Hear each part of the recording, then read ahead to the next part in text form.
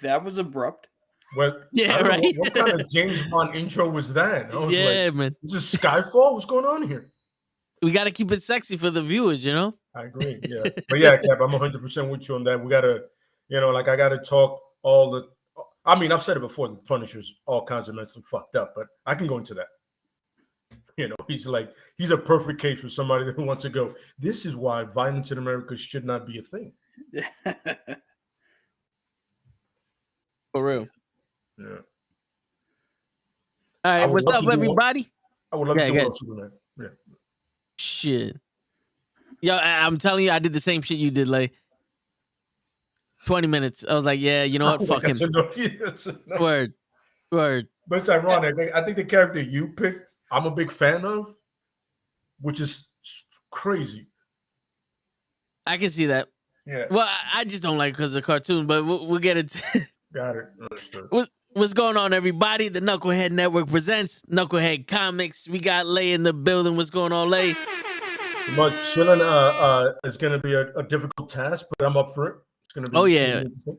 Oh, yeah. We also got Cap in the building. What's going on, Cap? Not bad. Unlike you guys, I didn't need to do any research for my guys. So shit. Show, as you know, is on he's on the way. Yeah, you know what I'm saying? He was supposed to be here on time. Cabs can't make it. He's doing some undercover work, with the rest of the people in the government and all that other stuff. So, what up, Cabs, if you watch this later? You should have been here. But we're gonna Amazon Prime are trying to figure out how to correlate everything together. Yeah. Word. Get his watch list ready to go, But yeah, man, today we're going to subjugate ourselves to some torture because we're going to defend the characters that we don't particularly like. And this is all Lay's idea. So we're going to let Lay talk about the parameters of how this is going to go. All right. So first and foremost, we have to, I want to give a little summary of why we're not fans of a particular character. So that way, when people see the level of that you are not a fan of this character, it'll make it so ironic for you to defend the character. You know what I mean? And, you can hit little tidbits on, like good things they've done or things that people would think is a good thing that they've done.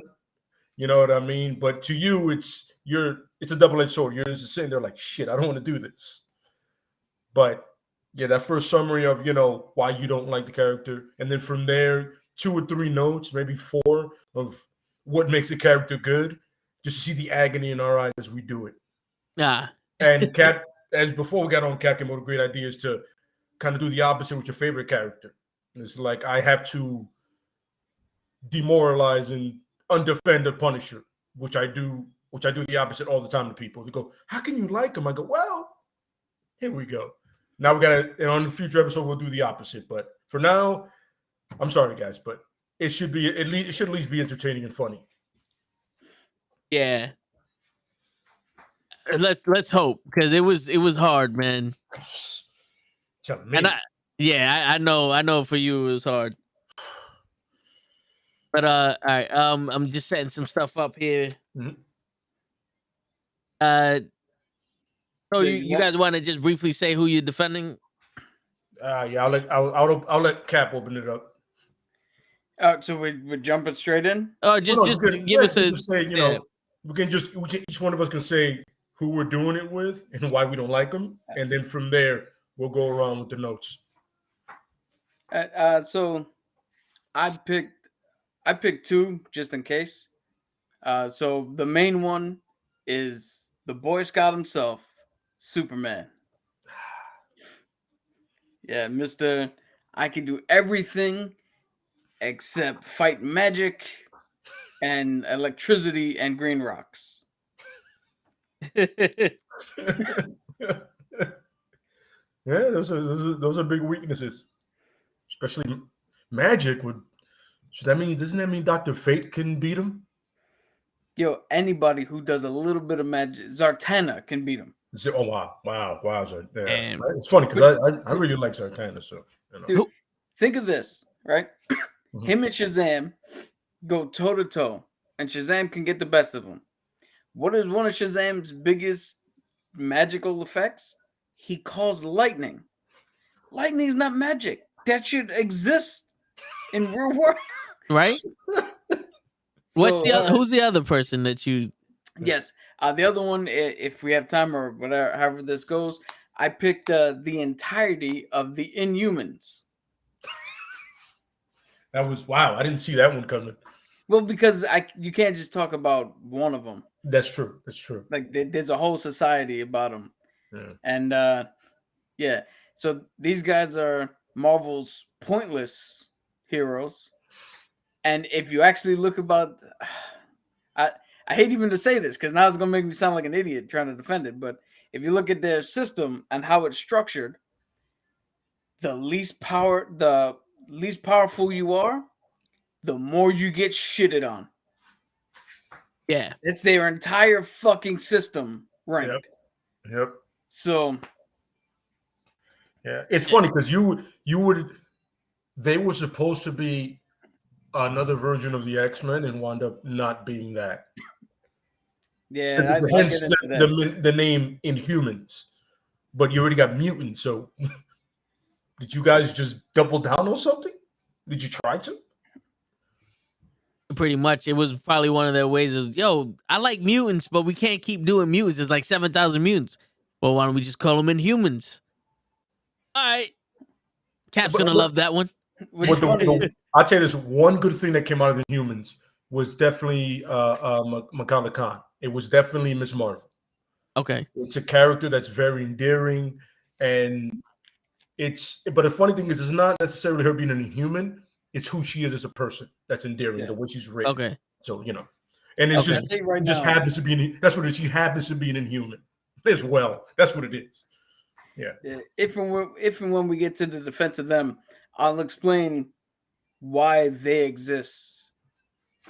Not from a corporate standpoint, but from like a story point or a storyteller's point of view.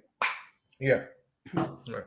So I picked John Jones, the Martian Manhunter. Oh, not the rapper? Yeah, no, not the rapper or the fighter. Or the fighter. Even though I could go. Hey, it's ironic that he doesn't like two guys named John Jones. Yeah, right.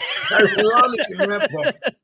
For real, that's crazy. Yeah, there's a lot of shit that is just like I see in the cartoons and the cartoon movies, and even in the fucking Justice League or in the Supergirl. I'm like, oh man, what the fuck, bro? He's either the most misused character, or he just sucks. Like, but I learned some shit, so I have some points to defend him. It doesn't help my case for not liking him, but it might help yours. You know what I'm saying? I get it. Who you got, Lane? I have Cyclops. Okay. He is the Boy Scout that's not an actual Boy Scout. It's like the reason we love Cap being a Boy Scout is because Cap was always a Boy Scout. You know what I mean? It's like that he just got powers and became a better version of himself. With Cyclops, it's like he just comes off like a good douchebag, and then he has the balls to be arrogant and not be one of the most powerful mutants in the world.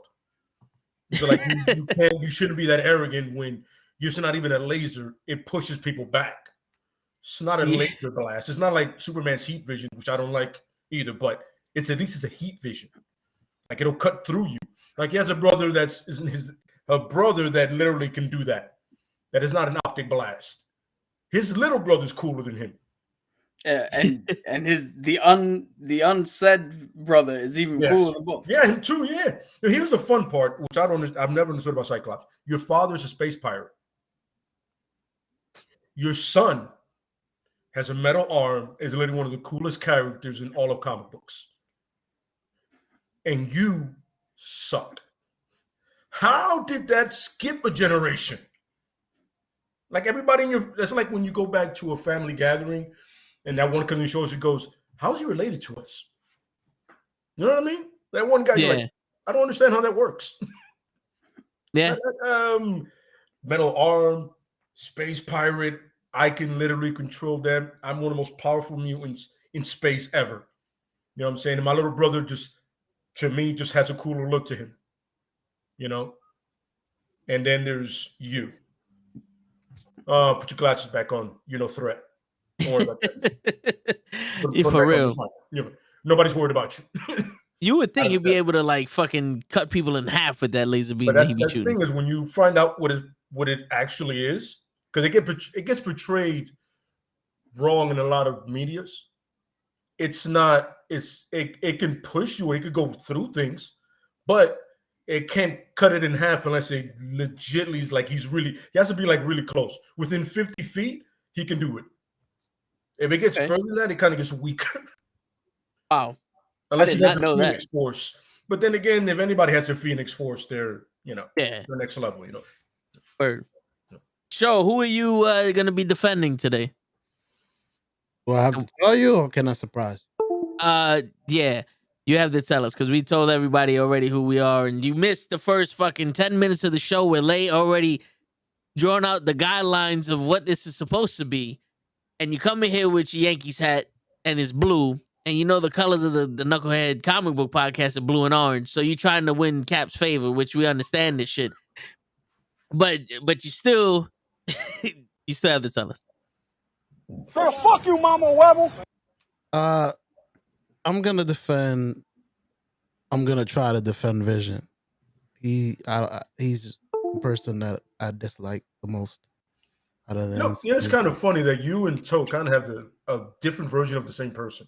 Yeah, they have a lot of similarities to them.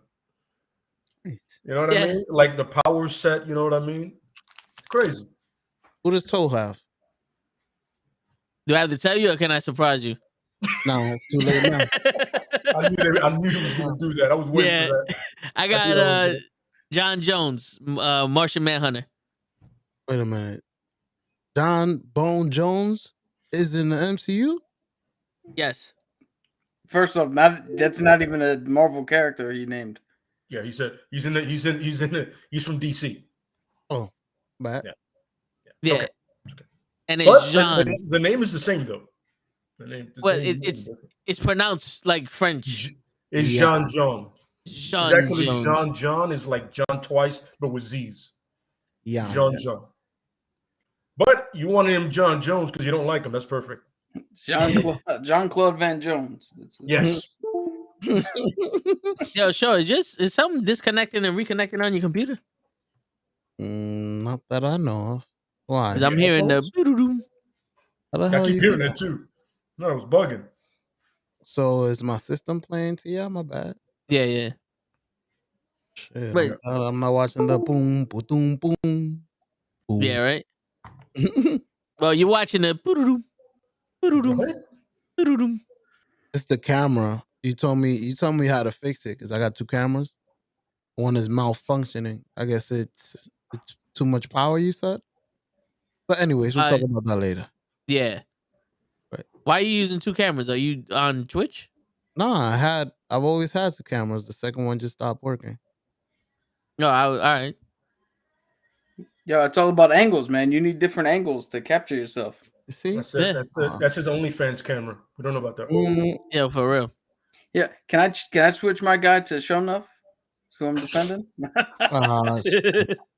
Shit. I would have to fight you on the actual Show Enough on that one. I love that guy. Yeah, word. There's none of that. I don't know what he wanted to be the master of in that movie, but whatever. I'm with it. Between him and total supremacy of what? What am I missing here? Of Harlem. Yeah, because it's funny. Nobody knew him either. They were like, "Who?" Word. They were like, "I don't know who this is." Come up here and tell me to my face. All 50 of y'all. Yo, that's got to be the best line. How about any 50 y'all motherfuckers come down here and make me shut up? With all due respect, they came. Yo, no, they did. Yeah, all right, cool. I'm down. Watch the face, baby. Watch the face. Any 50 y'all come down here and make me sit down and shut up. Then fucking the Black Bruce Lee, the guy from the police academy. When your man took off his jacket and I saw the crop top, I was like, what? Why would you keep your jacket on, bro? Yo, word. But yo, it was always crazy how my man is a kung fu master biting this dude's ankle. Mm-hmm. Yo, the dude with the crop top, as my uncle would say, that was the style back then. Don't mean you can't keep your jacket on though. Word. Then you had the tranny. Not the face, baby, not the face. That's what Cab said. Yeah. Not the face, baby. I'm like, yeah. I'm like, dude, you could have picked a more convincing one. Yo, for real. But you know something? So this is my theory. She was yelling, not the face, from her own experiences. She was like, look at this. That's why you don't, That's a good one. But keep your guard up. Yeah, absolutely. Protect yourself at all times. For real. And Victor Ortiz figured out the hard way with Mayweather. Yo, he caught him lovely. You ain't lying about that one. Shit. Yeah, Give me a hug. Psych. Word. Psych. That's a cheap shot. I go, no, the ref said, let's go. Yeah. You're cheap about that. How many hugs does this man want? Like, yo, bro, this isn't your true love. You're fighting this dude. Nah. You just fucking straight up, like uppercut headbutt this nigga, and now you want to hug him for life. Like, nah, bro. You got your one hug. You got your sorry. All right, let's get this. Let's get these hands now. And my man wasn't ready for the hands, so he got the hands. Come on, B. In the hood, we got a dab. It's 3, 1, 2, and then the middle. Come on. Son. Nah. The only dab you getting is the dab of my nuts on your forehead if I knock you out. Oh, he sure did. Yo, for real. Fuck that shit. But speaking of nuts on the forehead, which one of y'all want to go first in defending that guy? Yo, I so want to hear Show. Just because he got here so early, I want to hear Show go first. Oh, me? Yeah, let's get Show first up in this. Why you want the least prepared guy to go? Because you should have been here on time. Yeah. And dude, you should have been prepared. This is 2 weeks now. Absolutely. For real. The thing is, I just got this yesterday. It's crazy. Oh, no, you didn't. That shit's been put in the fucking chat. And it was said during the last time we was on the stream. Mm-hmm. So this information is 2 weeks old. It's actually 3 weeks old. Okay. So yeah, you're gonna have to start paying attention in class. And for that, you do your book report first. Yep. Yeah. So you ready, Show? Because you I'm guys set the ready. stage. All right, let's do this. Professor would do like, sir, there you go. Let's get him out the way. Let's do this. Crazy thing is, I think Vision is gonna fire me as his lawyer because. Hold on, before you do this, Show, man, fuck you. No, I want you to understand how we're doing this. Lay, if you want to do a quick recap of how you wanted us to do it. Is you first explain why you don't like the character, and then you do 2 or 3 notes, like 2 or 3 reasons. You have 2 or 3 reasons to defend the character. Like you can tell us exactly why you don't. The first thing you do is like, yo, this is why I don't like this character. Then after that, you have to defend him as much as you can with at least 2 or 3 points. Nothing crazy, you know what I mean? All right. Pretty simple, right? Pretty simple. I'm back. So good start with why you don't like him. Good thing you explained this. You see, Toe? Yeah, because I knew you was about to go into some left shit, and I wanted you to be prepared. But then you should have let me shine. You should have, and then we would have had a video. You fucked it up. Don't you ever stop me. I'm like DMX. No, don't get me wrong. Don't get me wrong. I feel this in itself is going to be a video. Yes. No. Do you know what's crazy? It might sound a little. You know what? Stuff I don't like about Vision. He's blind. In the comics, it seemed like he came out of nowhere. He's a rat. For real, he's a rat, my man. Yo, he was made to attack the Avengers, right? And then he started talking to the Avengers. And I don't know what happened. Somebody convinced him that, he started feeling that he shouldn't be attacking the Avengers. So out of nowhere, he takes the Avengers to his fucking master. He a rat. Come on. I'll show you where the layer is. That's how it happened in the comic book. I don't know if beg to differ. I'm gonna let you rock with this whole thing. Yeah. I'm not gonna.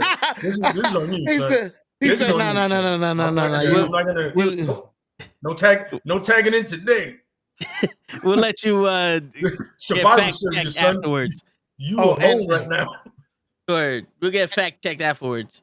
And I feel like he overshot when he got the witch. I think the witch could do better.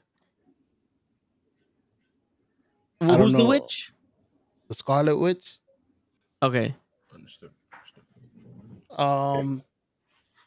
I was good. Like I said, I was looking for stuff to defend this guy, and most of the stuff I found, like I said, I incorporated into the reason I don't like him. At first, I didn't like him because he was bland. He was boring. Oh, you said bland. Yeah. I think you said blind the first time. I was like, No, bland. He's just like, eh. I'm with Cap on that one. I thought you said blind too. I thought he was gonna say bland. black.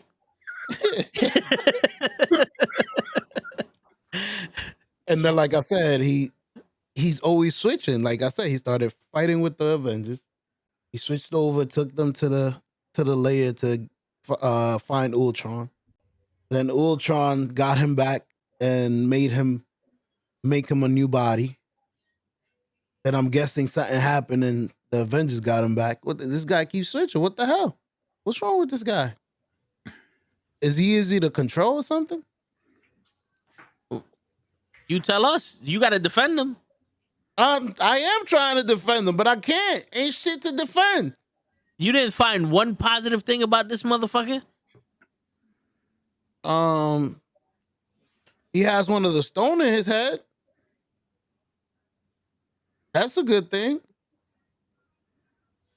Not, I mean,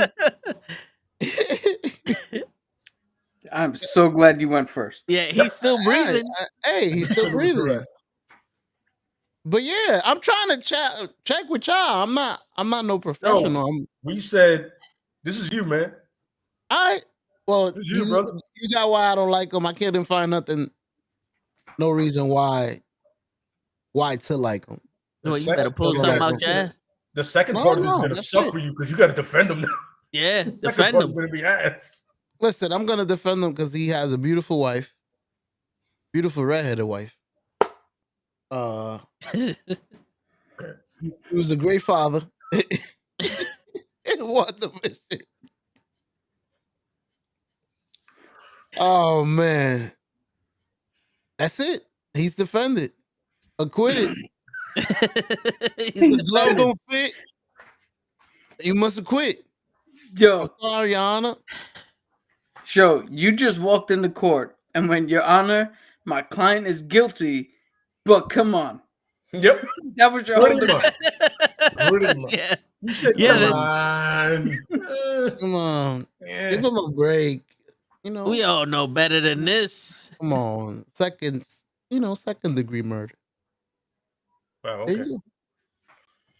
But go ahead. Who's so next? Happy we set this up this way. Oh yeah. Oh yeah. Yo, we're all gonna look like scholars.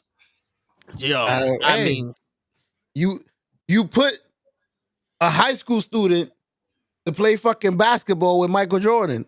Of course, I'm gonna look terrible next to y'all. Here's the difference, Show. When we told that high school student 3 weeks ago, that student would have dribbled the ball at least. I did dribble. I learned who Vision was.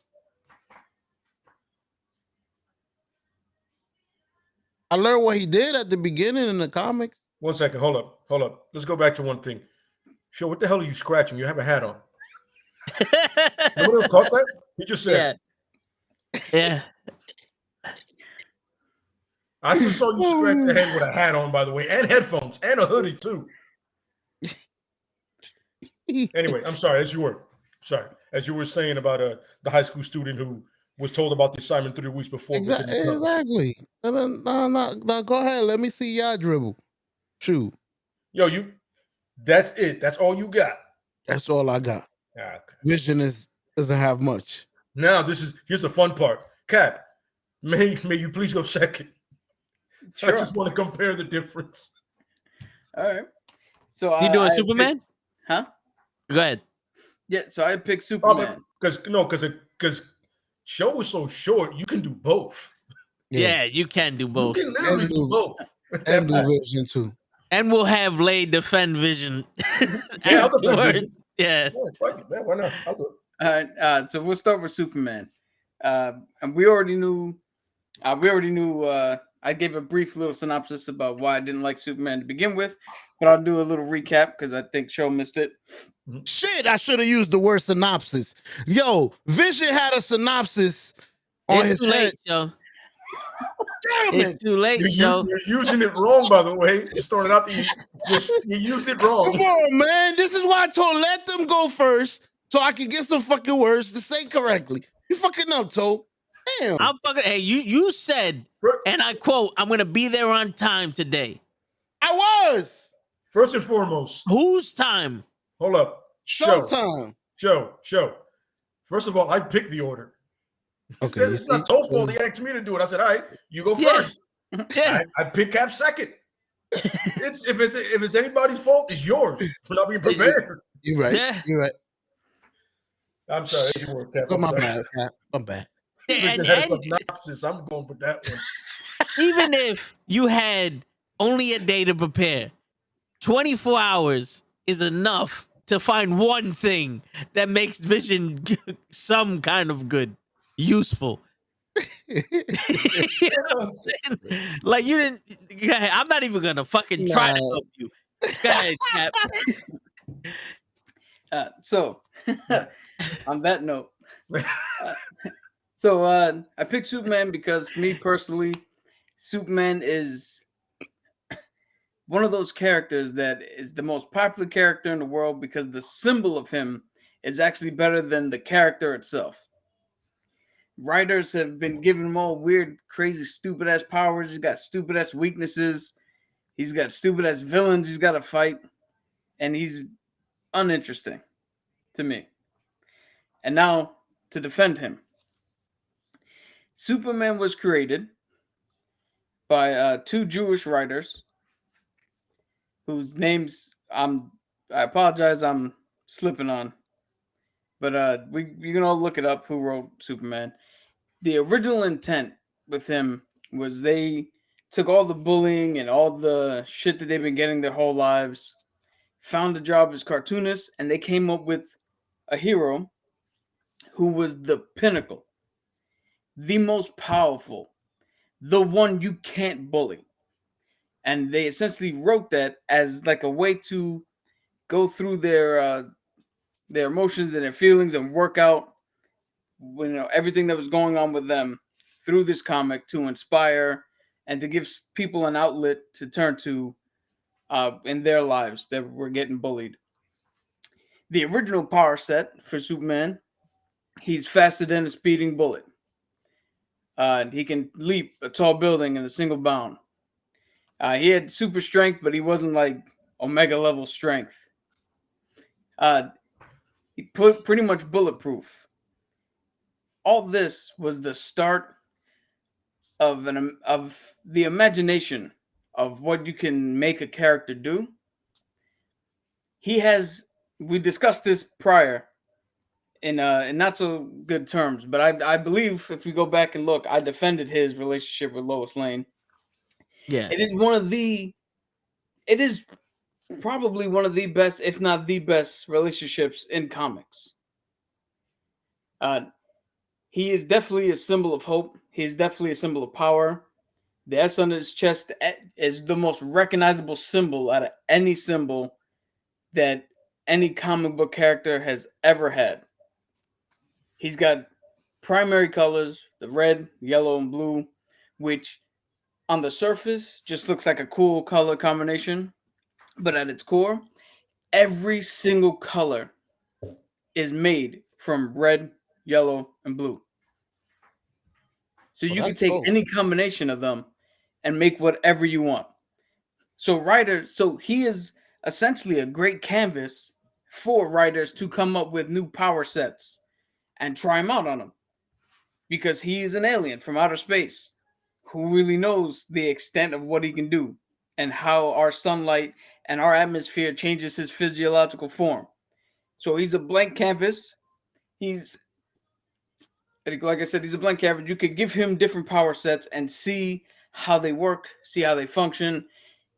People might say, "Oh, well, I don't like Superman having it," but that's a cool power that they can then give on to somebody else that they've worked out. He lends himself to extremely powerful villains, to which you can write a story where he's unleashed and just going full out 100%, like Doomsday or Darkseid. All right, but then he also teaches restraint because he does not go full out all the time because he knows he can't. And that's a lesson that sometimes gets lost in comics because it's all about the fun and the beating up bad guys and whatever. But the lesson of restraint is actually a good lesson to learn when you have so much power. He's a good father, with the exception to Connor, but he's a good father to his kids.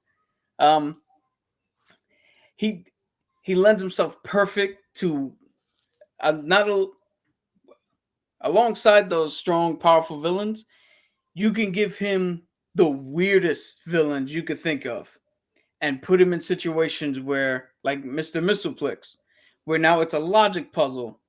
And instead of hitting his way out, he now has to think and come up with different ways to win and different ways to, what do you call it? Different ways to defeat an enemy that is not all about how hard he can hit, how fast he can move, how strong his heat vision is, which is something pretty cool. It's almost extensively a trait that he has. Not everybody has villains that are like so out there. What else? What else did I have?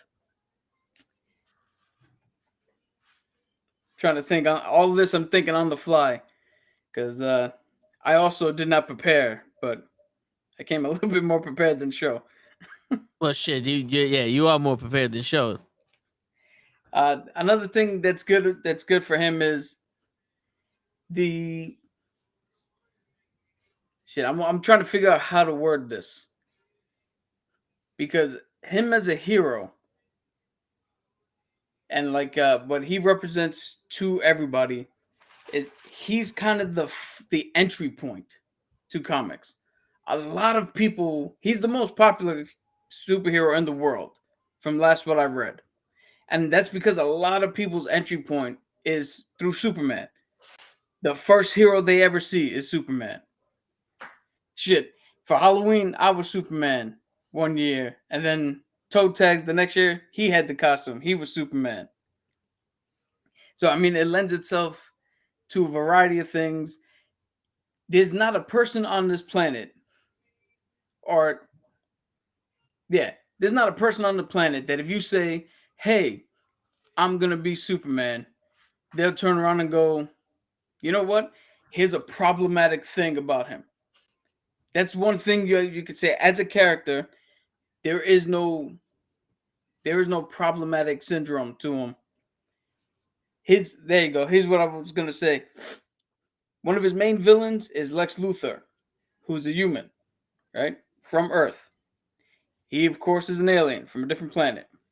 But the juxtaposition that he has taken to humanity and take it to our way of life. And his biggest villain is technically one of us, which we should all be on Lex Luthor's side.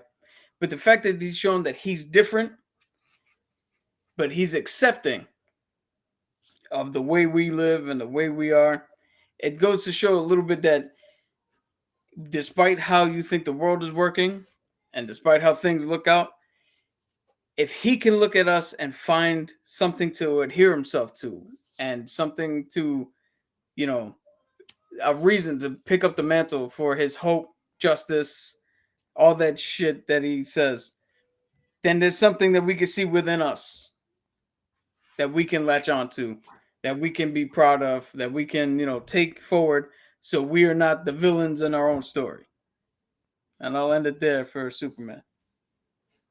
All right. That was definitely a lot more than what show did, but Show you're looking real bad right now, Show. Yeah. I set this up completely intelligently.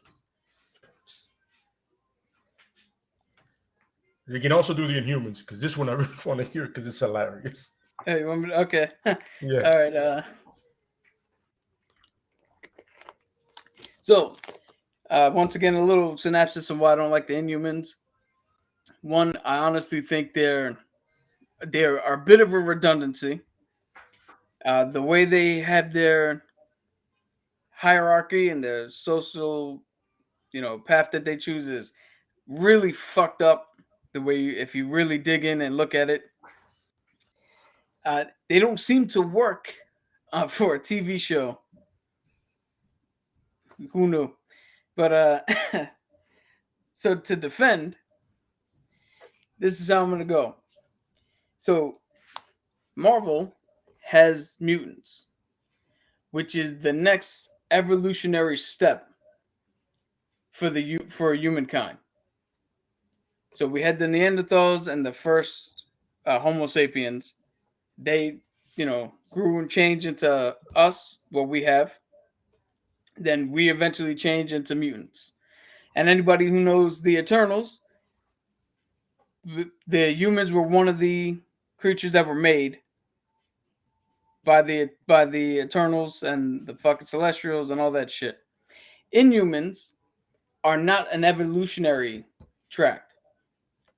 They're not the next step in us.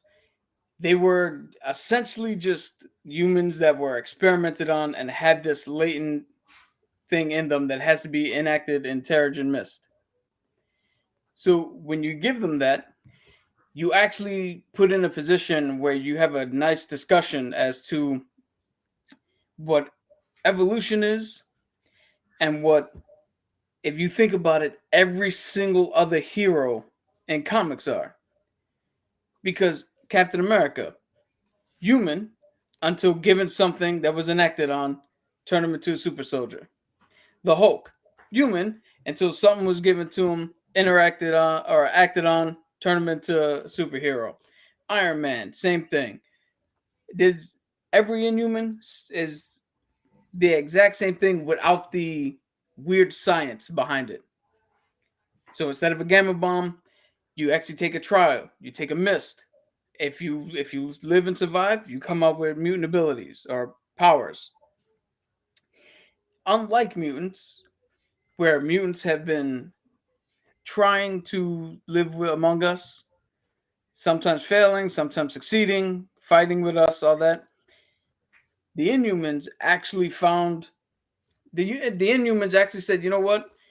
We're gonna take all the prejudice that we see the X-Men going through and other people, and remove ourselves from it, make our own society, and live separate. And if you need us, we'll come down to help. If you fuck with us too much, we'll defend ourselves. But the fact that they were able to separate themselves out and actually form some sort of society that, yes, is a little problematic in the way they're essentially it's a caste system. If anybody's familiar with how India, I don't know if they still use the caste system, but that's a system they used to have, where everybody's at a certain tier, and you don't really move up and down depending on your power set. But for the most part, if you're an Inhuman, they do look after you. They don't really shun you out. They don't really do, you're not going to get, unless you're really fucked up, they're not going to boot you out of there. They have resources to help you if you get hit with Terrigen Mist. And like Miss Marvel, Kamala, she was hit with the Terrigen Mist, became Inhuman, unbeknownst to anybody, and they actually helped her out transition through some of her shit. So, I mean, they have that system set up. Some of the coolest power sets come from there. Medusa, a little bit of a misnaming, but she can use her hair as like whips and tentacles and grab you from anywhere. We got Black Bolt, who, if he whispers, can shatter half the earth. So that's another thing, like Superman, a testament of restraint and power, and a testament of knowing that just because you can doesn't mean you should. We have a dude, his name starts with a K. I can never remember it, but he can literally see the weak points in anything. in a wall, in yourself, in your defense, whatever, and attack it with pinpoint precision. Like I said, Kamala, Miss Marvel, she could tap into alternate versions of herself to give herself more mass. That's how she gets longer arms, bigger fists, stronger power. Like there's a whole myriad of things that they are useful for. Uh, when the X-Men had to go away because Fox owned them, and Marvel didn't want to give any more characters to Fox, they did step in nicely for the X-Men in the comics, and it was a natural transition because they are so closely related. It's essentially they are like Neanderthals and the Homo sapiens of the past world, where similar but different enough to be two completely different things. And it it gives writers a freedom to do a book where you can come up with people who are born with certain gifts or acquire certain gifts at a certain age, but not have to be stuck within the world of the X-Men. So it's a little more freedom for somebody who wants to do that type of book. There's a little more freedom in knowing that there's something you could connect with, because where mutants are treated differently because they are different, the Inhumans are treated differently in Marvel, not because they themselves were different. It's because they were forced to be different. And there's a subsector of humanity that does feel like their treatment and their differences are shit that was forced upon them and not necessarily anything that was done of their own making. So, and if you can find comfort in reading characters like this and gaining hope from that, that's always a good thing. Okay. Oh man, when involved, show. I hope you took some notes, because I don't know, Lay. I think we might give show like an extra try. One more try that actually he's seen the pro did it. Well, I think we'll have enough time for that. We'll have enough time. Yeah, definitely, Sure. definitely.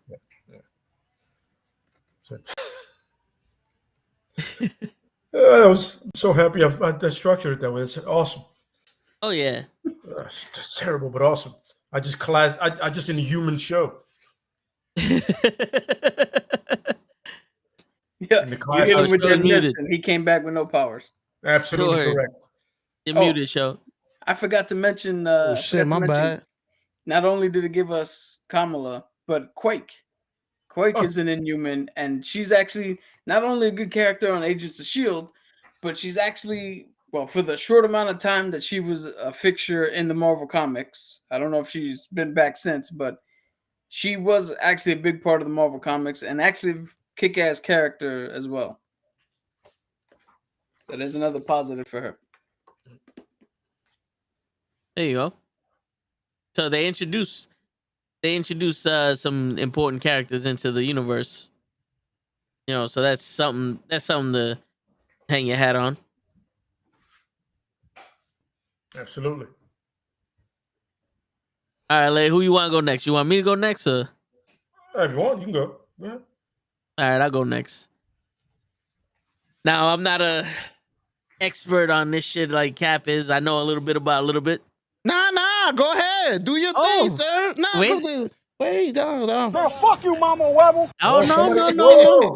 Whoa, so I got a lot of energy for somebody that have much to say earlier. Yeah, right? Yeah, right? That's crazy how a show wants to... Had you put the energy into actually studying who you had to do, you could imagine how it could have sounded. Oh, yeah. You See, right, unlike you, show, I'm not bullshitting my way through this. Okay. I'm just letting people know that I didn't grow up on, the knowledge that Cap and Lay has. So, my guy, John Jones, Martian Manhunter, which, fun fact, he's only been called once. Martian Manhunter. His name is John Jones. And I don't like him because in the cartoons, he seemed like one of the most useless characters. Because when I was introduced to him, it was one of those things where he was in his human form, as a detective because he moonlights as a detective to fit into the world. And they lit some shit on fire. And my man froze. And I was like, all right, he's afraid of fire. I get it. All right, cool. Fun fact, fire cannot hurt him. It only hurts him in his mind. Like his fear of it is what creates the pain. He does not feel pain from that fire. It's the fear of it that makes the pain. Also, my man can go through things, except for when he's restrained, apparently. He's from Mars, but can't breathe in outer space. He gets electrocuted, which is another thing. Is like, how are you getting electrocuted when you can control your molecules? You should be able to separate them so that way the electricity doesn't go through it. But it's like, my man is literally in the comics the most useless character I've ever seen. In the cartoon, he's the most useless character in the cartoons I've ever seen. He doesn't help nobody. I've never seen him win a fight. He's like Robin. It's like when it comes to those levels, he's like Robin. He's just there to fill a spot. In the Supergirl TV show, where I'm gonna say this now, the actor who plays John Jones, phenomenal actor. When it comes down to his acting chops and the message that he sends and the inspiration he gives, beautiful. But when it comes down to the same thing, the fighting and being a superhero, that character does nothing. Now, my defense is gonna lend to the reason why I don't like this fucking guy. But it's literally like he does nothing. He's there for no reason. And that's why I don't like him. It's a waste of time to see someone like this. But now, going into the defense of John Jones is a green Martian. He's a Martian from Mars. There's white Martians and green Martians. Now, apparently, there was a telepath that can transfer into different bodies that lit his home on fire, right? And I think that's why he's afraid of the fire. And it killed his race, and there was no mental signal, because he could read minds. He has a lot of fucking powers. Like, this guy, I'm gonna get into it deeper, but this guy has almost an infinite amount of powers, John Jones. And he followed that creature down to Earth to go after him, and I believe he killed him. But he couldn't go back because either, I think I'm mixing up two different universes, but he couldn't go back because his teleportation device was messed up, and we didn't have the technology to fix it on Earth at the time. So he stayed here to help, and he was a detective and all that other stuff. Now, his powers go from being able to make his body so hard that he's invulnerable. He has super strength that is comparable to Shazam, Wonder Woman, and Superman. He has super speed. He has the ability to phase in and out of things. He has what's called Martian vision, which is heat vision. He has the ability to trap you in your own mind telepathically. He's also an empath. He has super speed. He can grow. He can change the size of himself, which makes him stronger. He actually, in the comics, was described by Superman. There's a handful of people that I would not want to fight, and Martian Manhunter is the first one, because he is the most powerful being in the DC universe, according to Superman. Batman, in his notes, has labeled Martian Manhunter as Superman with Batman's brain. If you mix Superman and Batman together, you get Martian Manhunter. He's so well respected that there was a white Martian that came down to Earth. I forgot her name, but she's in the Teen Titans or the Young Justice League. What's her name? McGann. Miss Martian. Yes, Miss Martian. She came down and was mentored by Marvin Manhunter, and she's a white Martian, but she chose to stay green to respect John Jones. Now, if that doesn't show you the type of person or the type of being that John Jones is, to out of respect from basically a teenage girl, that she's gonna honor his race. then I don't know what to tell you.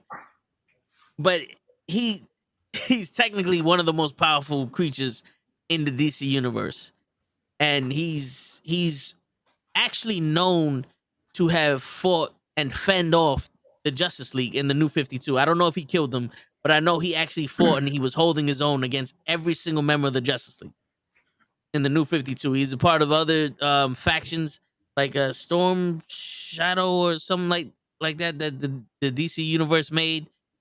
And if you like Superman and you want more powers for Superman, like the unlimited power of Superman, then you got Martian Manhunter right there for you.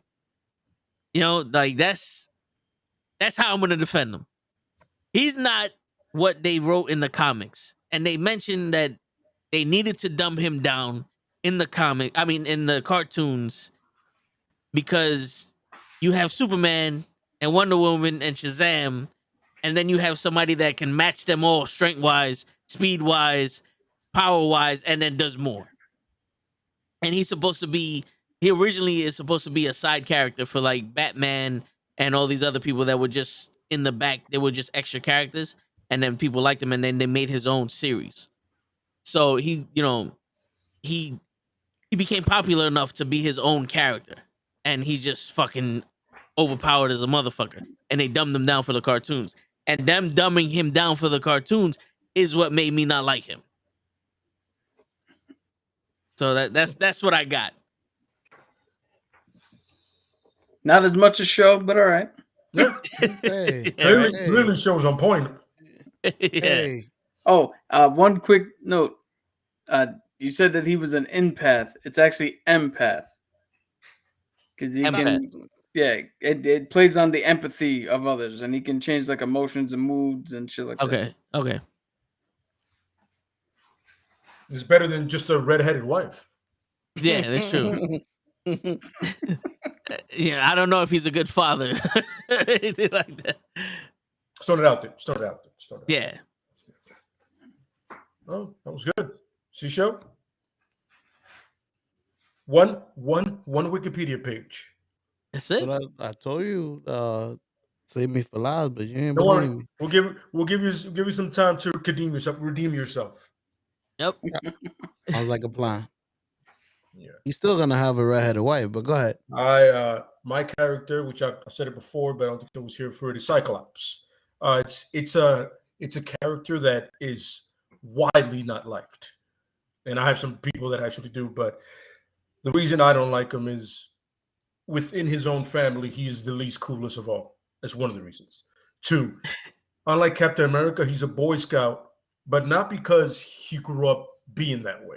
He just like developed it, and then he has an arrogance that doesn't suit his position amongst mutants themselves. So like, if I were gonna be as arrogant as him, I would want to be Magneto, not Cyclops. You know what I mean? Like his power set is not on the level of what he believes he is. You know what I mean?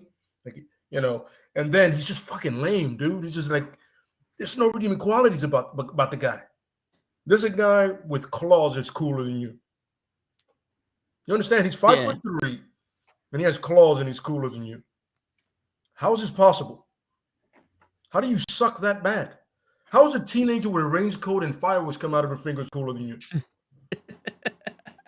This is what I'm talking about. But on that note, I turned around. One of the things I can say about him is he is a good leader. 9 out of 10 when they go on missions, he's the leader of the X-Men. It's him, and then there's Storm. And usually when he leads a mission, 9 out of 10 times it will be successful because he is very good at delegating missions.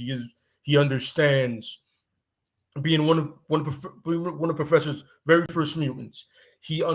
Second actually that he picked up, understands how Professor thinks, and he does understand how missions go. He has no military background, but his father was an Air Force pilot, so he kind of has that military brat thing going for him, where he does understand the structure, but he has no actual experience in it, And he leads field missions. That's 9 out of 10. And Another redeeming thing is that, once again, his father is a space pirate. His son is Cable. If you're on this podcast and you're watching and you don't know who Cable is, I have nothing to say to you. You know what I'm saying? His brother's Havoc, and he has another brother, which right now the name escapes me, but they're both Vulcan. essentially better versions of him. Especially his other brother, which is not mentioned very often. He's a mutant, but he's mostly based in space, and he's one of the most powerful mutants. He's an Omega level powerful mutant, essentially. You know, and if you know how that works, Omega is powerful as you can get. You know, at one point he did have the Phoenix Force, and he was really cool and had kind of like a Nightwing kind of vibe going for him with his uniform that everybody in comic books started calling him out on. Said, I've seen that somewhere. No, that's Nightwing. Yeah, looks familiar.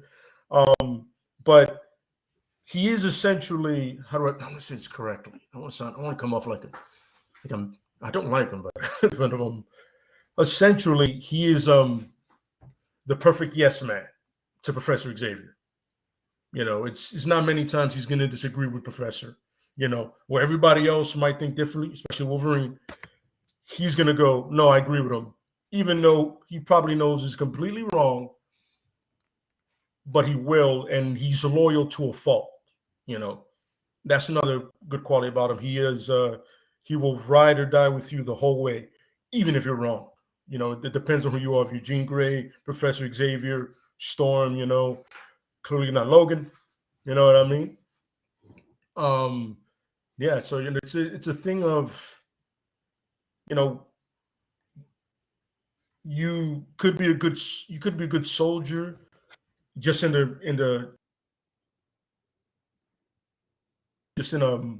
like in the term, not an actual soldier, but to his optic blast, it's not a laser. It's really like a force. You know, if you're more than 50 feet away, it's not going to go through you. If you're that close, it might. You know, so it's, everybody thinks, oh, it's heat. It's not. Really isn't. You know, you tape up his eyes, and you know he is an expert hand-to-hand fighter. Like I said, he's very good with missions and details, and very good goal-oriented. You know, like if he sets his mind on something, he'll 9 out of 10 accomplish it. You know what I mean? So that's something you can definitely see good in a person. You know, and for the most part, you know what I'm saying, that's what I got. But you know, it's a character that I feel is not liked a lot of times because of, you got guys that are just cooler, like Wolverine, Gambit. You know what I mean? Shit, even Colossus is cooler than him. You know what I mean? So like, you got these characters they're so cool. Then you have this guy who's like the biggest square on God's green earth compared to them. You know what I mean? I mean, when you make Cap look like the hippest dude in the world, Captain America, come on, bro. People literally would go, yo, I'd rather chill with Captain America than you.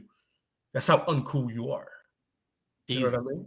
But like I said, he does have some redeeming qualities, and the way he's written a lot of times screws him up. You know, writers literally have taken this whole, oh, he's the uncool X-Men, and ran with it. He's had like 1 or 2 things where he was kind of cool comics, but it goes, whenever they start over, he's back to the most lame, boring, douchebaggy guy ever. You know what I mean? Like, think of the lamest dude you know, and put a visor on his eyes, and a stupid leather jacket, and that's Cyclops, essentially. Yeah. But at the end of it, I bashed them at the end of it because I don't like the guy. I'm sorry. Just don't. And there's one that I just want to do, one quick one. Very quick. And that's Johnny Storm. I don't like when he's written like a egotistical idiot, because Johnny Storm ahead is also a test pilot. He's also actually pretty intelligent, what people don't give him the credit for. You know what I mean? But the douchiness of him always upsets me. You know what I mean? You know, that's just a little thing I want to go there. Oh yeah, and fuck Iron Man. That's what worked. Not Robert Downey Jr., the comic book character. Yeah. I love RDJ. You're the man. Word. Right. So yeah. Oh, that was just like a quick mention for Johnny Storm. Yeah, Johnny Storm was just a quick. It's really the way he's written, not necessarily because I think Chris Evans did a great job as him. Michael B. Jordan did whatever he did, but but the way he's written, a lot of times comes off like really douchey. And there's other writers that give him a depth that makes sense for him to fit. Fantastic. Like the Thing, Reed Richard and Sue Storm are not the only ones that have like issues. Like this dude can never keep gear on. Think about you bought a brand new Armani suit and all of a sudden, shit, I got it. No, man, I just got this. You know what I mean? And then he's the youngest one of all of them, and he's supposed to act a certain way now that he's a superhero, and kind of like Peter Parker, not enjoy his youth. It's like, dude, I'm still young. You know what I mean? I can't enjoy my life. I gotta like drop everything. And imagine being on a date and all of a sudden, shit, I gotta go save the world. Don't get me wrong. It's gonna win you points. 100%. But you're still like, yo, every time I'm about to close a deal, I gotta go save the world. Speaking of which, he gives a new definition to the term hot date. Absolutely correct. Yeah. You just imagine you're about to close a deal. Shit, right now. I just need 2 minutes. 2 minutes to seal the deal. Come on, Reed. Just give me 2 minutes. Yeah, man. Can you imagine him? Time out, Reed. Right, yeah. Yo, listen, it's unfair. You got Sue there with you. She's always with us. That's unfair. Dude, I just imagine and she's him. Invisible. She could be doing some shit while you're in the middle of it. Him, right as he about to finish, he just flame on. Oh, damn! That's a whole new meaning to getting burnt. Yo, for real. Yeah. But that was just the Cyclops thing I did. At the end, I kind of went off there, but I can't back him up. Now, hey, you want to give Show absolutely his go now, or you want to give him some time? Or no, I'm sure if you want to get some time, because I would like to talk about the Moon Knight trailer. I saw it, bro. Like, it was cool. You know what I mean? And well, yeah, mostly the Moon Knight trailer, because I saw it and I was like, oh. You know what I'm saying? I was like, I got it. Even though when he transformed, I got Sailor Moon vibes, but that's just me.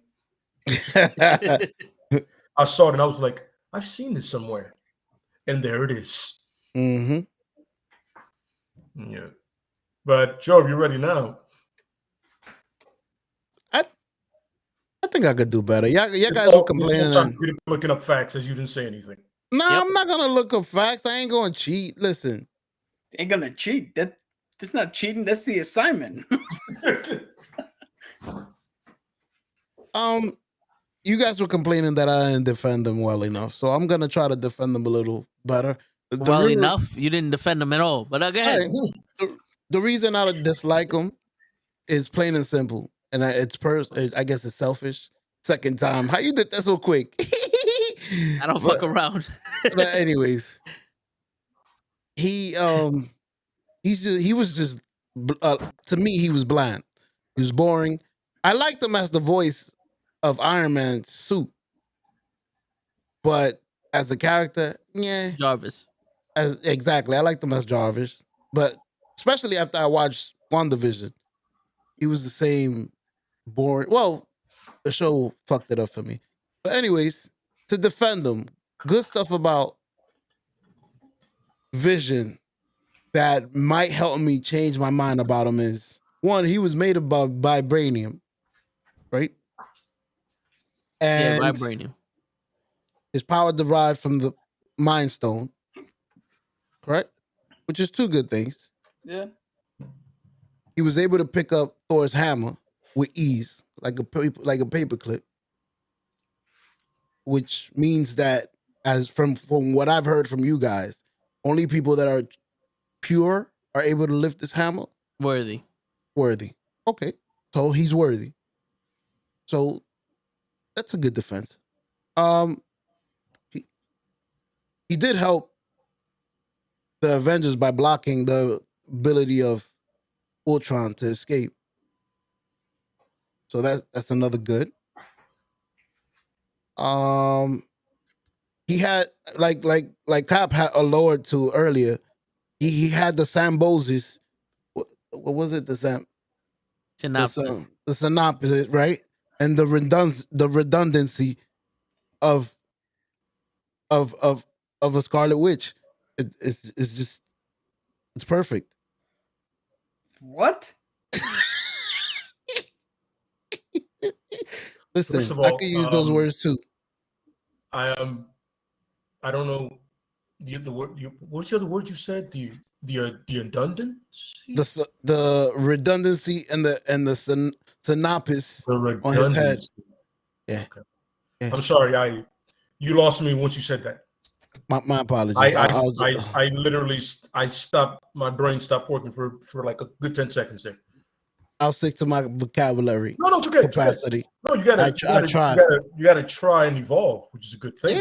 Yeah. I listened to Cap and I took some of the words that I like and I try to fit it in here.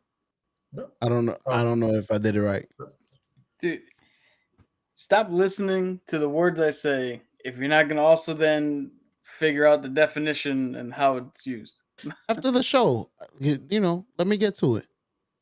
Anyways, not question.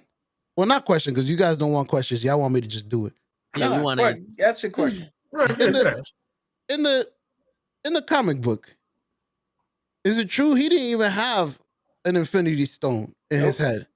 He had a gemstone. Yeah, it's some other sort of gem, and then later became like a solar energy panel or some shit. Mm-hmm. He was a solar. I get it. Tesla solar panel. Okay. Yeah. That's crazy. How they switched him over to the comic. I'm supposed to defend him, but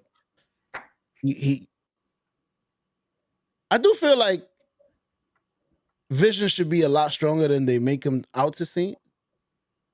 Like, all he has is the beam. I'm lying. He phases. He is able to change his weight, I guess. I heard that he could be lighter than air. Yeah, he could change his density. Okay. So, see, I'm giving 5 things. I said I ain't give shit. Do you know what the term defend means? Yeah, I'm defending. You're just listing off some shit he does. I am defending him. I'm defending him. I think you may have focused a little too much at the end of what I did. Exactly. I went off the rails a little bit. My apologies. No, you right now you're good. Yeah, I'm going off the rails on Vision, which is the topic.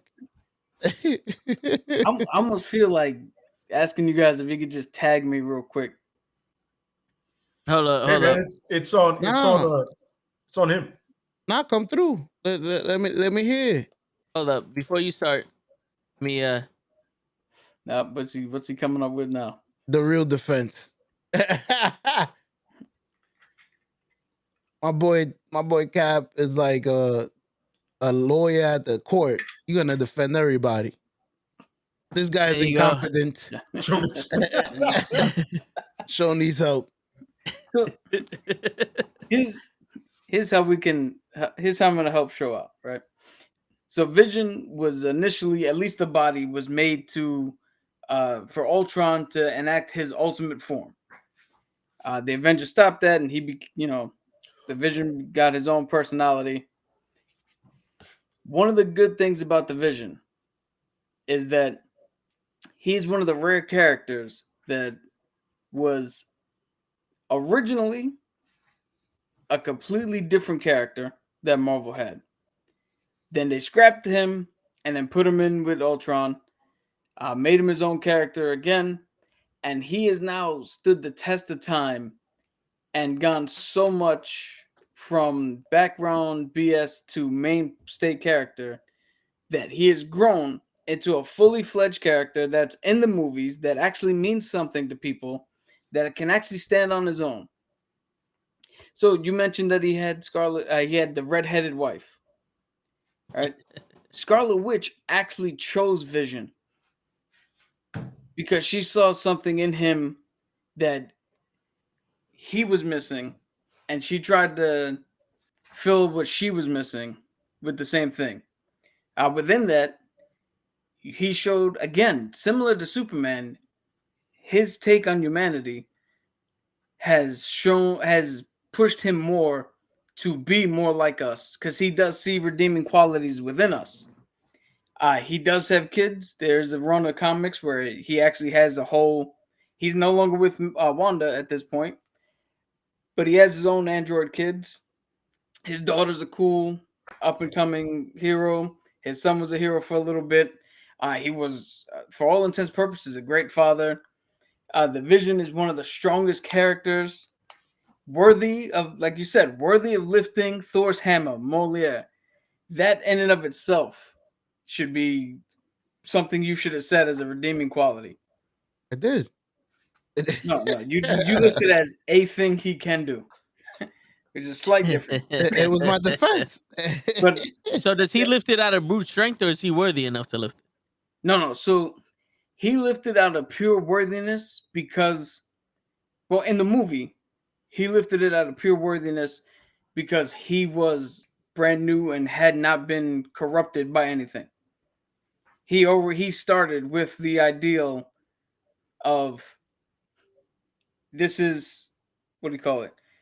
This is how I see humanity supposed to be, and this is how I'm going to act, which is a direct opposition to Ultron, which saw the worst in us and continued to exacerbate that problem. So that's why he was able to lift the hammer.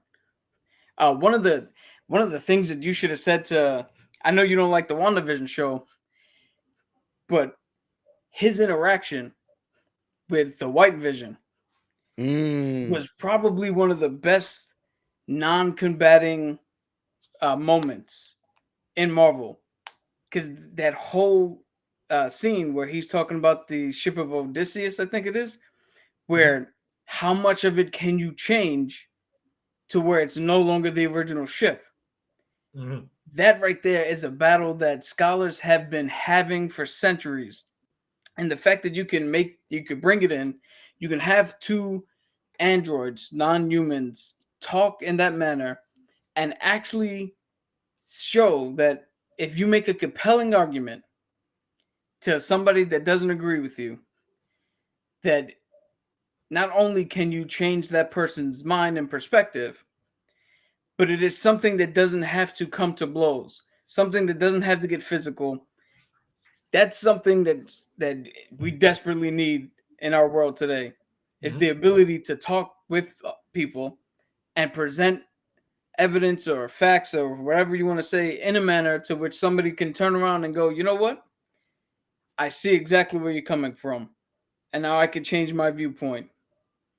Because that's something, changing your viewpoint inherently on the outset makes it seem like you were wrong before. But in certain circumstances of life, you are never wrong. You just find a new way of looking at something. Case in point, if you call every dog a dog, you are not wrong. But if you learn that, oh, this dog is a husky and that dog is a boxer, and now you change the way you look at dogs and now you learn the breeds, your past view of looking at every dog at the same thing, not wrong, it's just changed and evolved. And to get that from an android, it again shows us that there's definitely something deep inherent in us that it makes everything worth it. Because if he could see it, this is almost like the Rocky IV thing. I was about to If say you the could same change, thing. I could change. We all could Oh change. my god! I was about to say Everybody it. I was like, wait a minute. change. I know. I was about to go. I'm not gonna say it. Yeah. Give me some. Why not, Adrian? Yeah. So hopefully that helps a little bit for you, show. It did. Thank you. See, sounded a lot better from pro. So does that change your mind on the character Vision show? Like I said, the reason I like him is probably not even legit. I don't like them. It's not legit. Like I said, it's just movie wise. But listening to Cab, he sounds a lot better. He's a lot stronger than I think. Like I said, from picking up Moliere, that should be. He's one of the only person that could do that. Him and Captain America. No.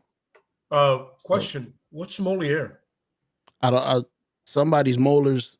What he took. Got it. Cool. Okay. So is that a new hammer they made for Vision? Moliere. Come to me, Moliere. Okay. I'm with it. Oh man. I'm with it. If I was an artist, I would so make that happen. You have no idea. No idea. I'm saying, yeah. It's funny, but the irony is the same power set in a way that Vision has, so does Jean. So it's ironic that you two guys pretty much, and their color scheme is almost the same as well. Yeah. It's ironic. I'm like, wait, oh shit, it's them two. It's funny. Yo, like I got hit. Do you still have that NFL thing, Toe? Yes. No. Give me a second. Look at his finger in the scratch. No. You're gonna have to bear with me because you're gonna hear yourselves, but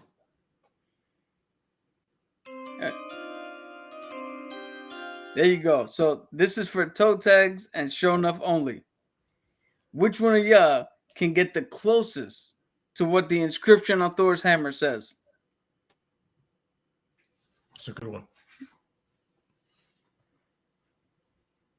may the power of Thor be bestowed on who is worthy to wield the hammer. Okay, that's yours. Sure. What's your best guess?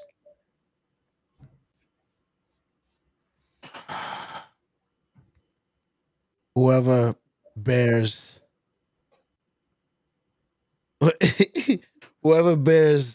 the clearness to pick this up shall move it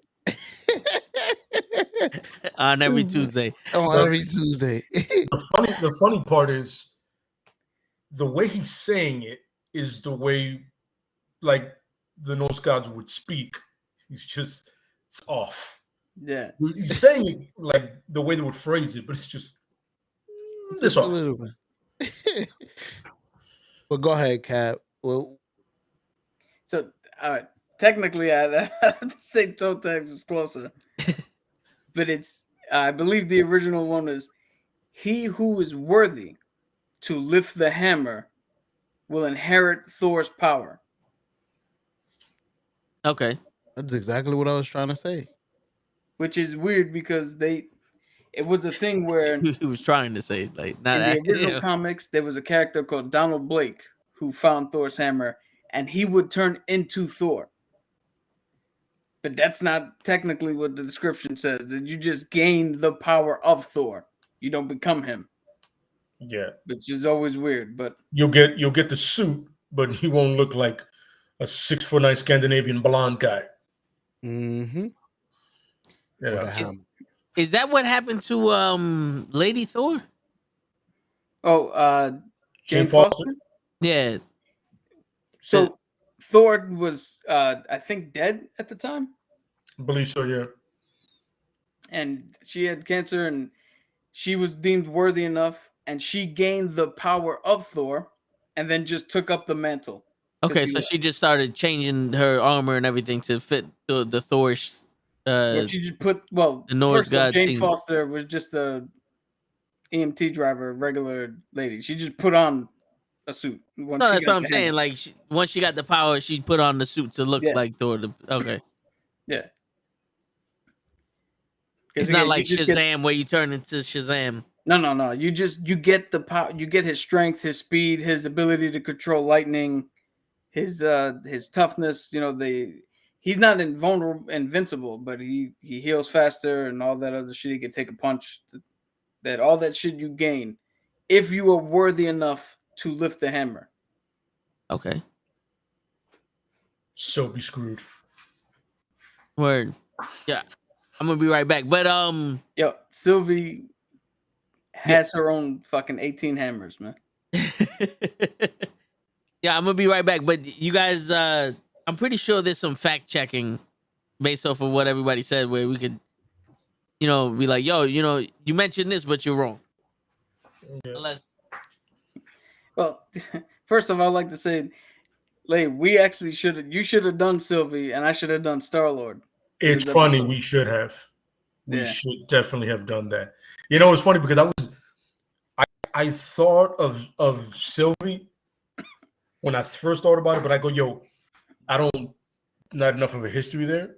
One, and two, just really was trying hard to find a way to defend Cyclops. I was like, it's funny because ironically, before coming all this, right, I was watching Law and Order, and I'm watching a guy try to defend a client he doesn't like, and you're like, yo, how do you do that? Like, you know what I mean? And then you watch the courtrooms, and you can tell the guy's like, yo, I believe this guy's a piece of shit, but he's hired me for a reason. You know what I'm saying? And I got to defend it. Even though I don't believe him, I know he's guilty, but I'm like, shit, dude. I was thinking the same thing. I was like, yo, what is a way that somebody would go, okay, I can fuck with Cyclops. Now I'll read some of his comics or comics that he's in, but it was hard. I had to really nitpick. I had to be like, well, he's loyal. Dude, yo, when Vin told me about this, I was like, I don't hate any characters enough to care. Mm-hmm. So I really look up, Google, who's the most hated characters amongst fans. Oh yeah. And I was like, you know what? Superman's on this list. It's like, I know enough about Superman that I can say why I don't like him and then try to defend him. Yeah. Then I saw the Inhuman. I saw the Inhumans, a picture of the TV show, and I was like, oh yeah, that's right. They messed it up. People might not like them. I could pick up for a little bit. Yeah. It's funny because I remember I watched the list on them. You know how much they suck. And you're like, it's weird to hear. That's right, that show was atrocious. Shown enough. Pick a character that it didn't even seem he knew beforehand. I didn't know none of. You agree with us? Well, yeah, because I really don't know any of them, but I did look some stuff up about Vision, as you can obviously see, since I was naming some of the. There's a wife with red hair, or had one. Hey, no. I said better things than that. She-Hulk definitely got all that for him. Hmm? She-Hulk was probably his lawyer, probably her lawyer. She-Hulk, she was like, got you, Wanda. That's right. And he had kids. He was a good father. Mm-hmm. Yep. No good child father. support. Yeah. Child support. He had a gem.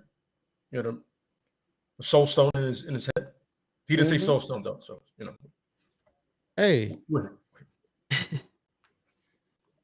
It's funny because me and Sho picked similar characters from two different comic book brands. Hilarious. And it was almost like Sho didn't like him, but didn't know why I didn't like him. And I knew exactly why I didn't like this dude, but I didn't know nothing about him until I fucking looked him up, Yeah. It was literally like, for me, it was like, I didn't like this dude because someone told me something. And then when you meet the dude, like, oh, he's not that much of an asshole. Like somebody lied to me. Yeah. But then it's like, the guy you don't like long enough to be like, I don't give a shit still. Yeah. I'm never gonna get the Vision out of this fucking guy. I'll save him and getting electrocuted. My man got electrocuted every chance he got. And then you put look, hold up. I'll defeat Marvin the Manhunter right now. I'll defeat him. I'll defeat the shit out of him right now. Yeah. You know what I'm saying? Yeah. Yo, Kappa, you funny. It's funny. You got these guys a lot of guys are OP, and you have to give them the simplest weaknesses. You know what I mean? Because like I've said it before, I have no interest in people with a lot of superpowers because I can't relate.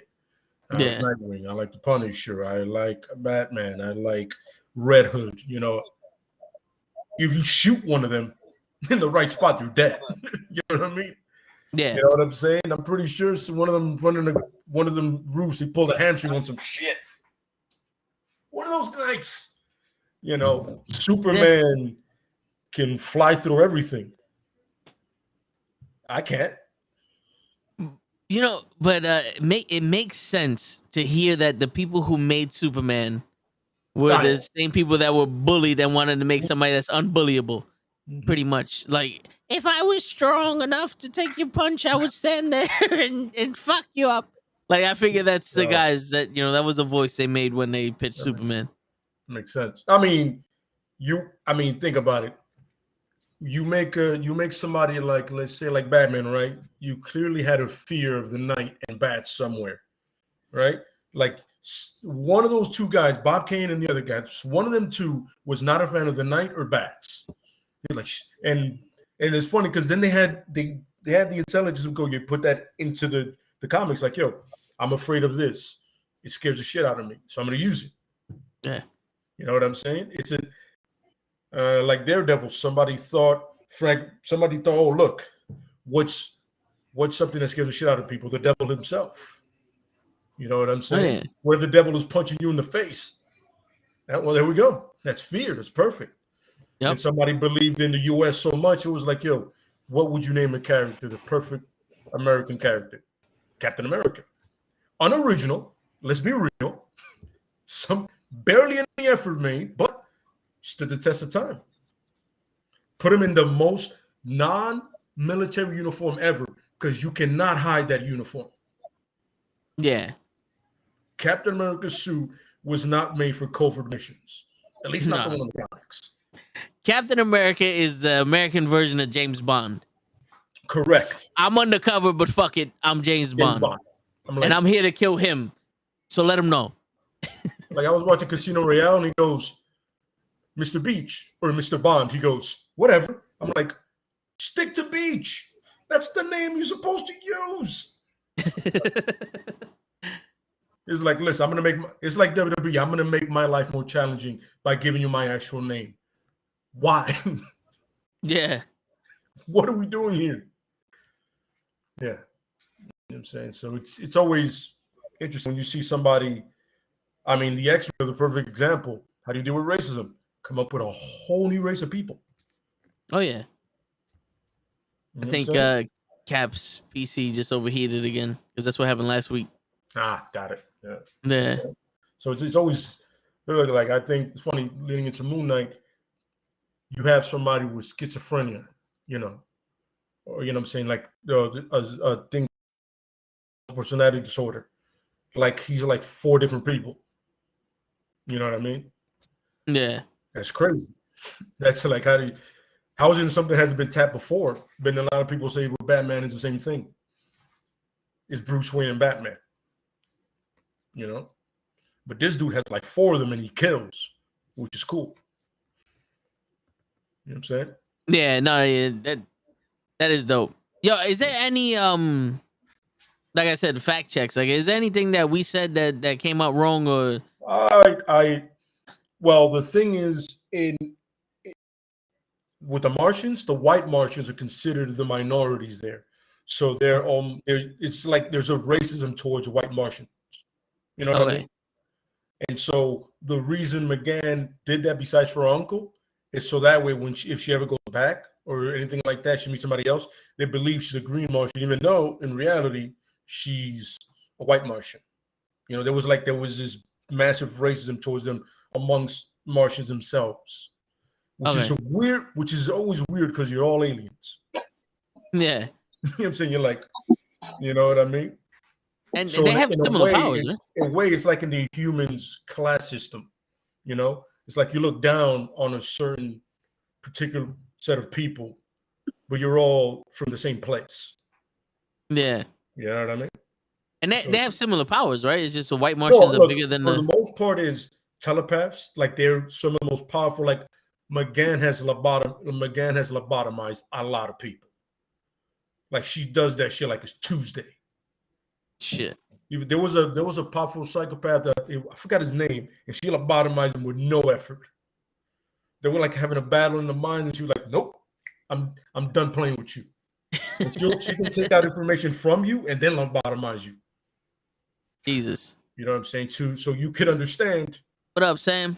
who's who. You know what I mean? Yeah. And Jean could do the same thing. He can literally wipe out years of your life and you won't even know it if he wants to, and if she wants to. So when you say stuff like that and you read it, it makes the character more interesting because you realize, yo, you can beat the shit out of me, but eventually I'll heal. But if you wipe 10 years out of my life away from me, I'll fucking recover from that. Yeah. 10 years of memories gone. John Jones could do that too, right? Yeah, they both can. All right. But it's seen because McGann is younger, her powers have manifested stronger, and they have yet to see her upper limits. It's kind of like, how Batman says that Tim Drake is going to be a better detective? Yeah. Along that line. Like, I'm already here, but with this kid, he has both learning from me and his own intelligence, and now they can, you know what I mean? That kind of support for them. Yeah. And it's the same thing from the Vision's daughter. She's in the Young Avengers now. Same deal. They're like her, she has all those powers, but they can only become bigger. And Wanda's kid too. The one who's more like her was Wicked, I believe. Wicked. Yeah. Wicked, yeah. He's more like her. So the upper limits of his thing, and Richard Franklin too. The thing, Reese Richardson and Sue Storm's son, same thing. Very powerful, the young age, but they can still develop to be better. You know what I mean? Yeah. Yeah. Because I know there was a time where John Jones didn't lobotomize Superman, but he basically like went into his mind and just started torturing him. And like it was fucking Superman up and shit. Yeah, because it's funny because at the end of the day, the mind is where you're the most vulnerable. You can be bulletproof all day, but if I go into your mind and just start fucking with you, you're gonna break. You know what I mean? Oh yeah. So yeah, it's one of those things where they don't play on it enough for John. They don't do it enough for him. They do it like when you read with McGann, they do it a lot. You know what I mean? Because she can do the same thing. She can shapeshift, everything he can do, but her mentally is next level right now. You know what I mean? Yeah. Okay. Yeah. As though it's weird how they take these characters and they, like I said, they dumb them down for the cartoons and shit. And for me and show at least, those are gonna be the main information routes that we would take to find these characters' abilities and shit. I mean, but I can also you can do that when you watch a lot of the DC films, the cartoon ones are better. A lot of time, better references because Marvel's like cartoon movies are trash. Yeah, I'm sorry. I want to see they're good. Like I like the one with Cap and Iron Man, but it's not great. It's like they have it on Netflix or whatever. And the one where they team up, that weird 3D one. Yeah, that one. Yeah, but honestly, like, look, I'll tell you this one. You want to see a good one for the reference for like the Justice League is Doom, the one where Batman ultimately it's in the other words, Batman has a plan to stop everybody, right? Because he's paranoid, but he's also understands if they go to the other side, I gotta be able to stop everybody. But his plans get changed to murder everybody.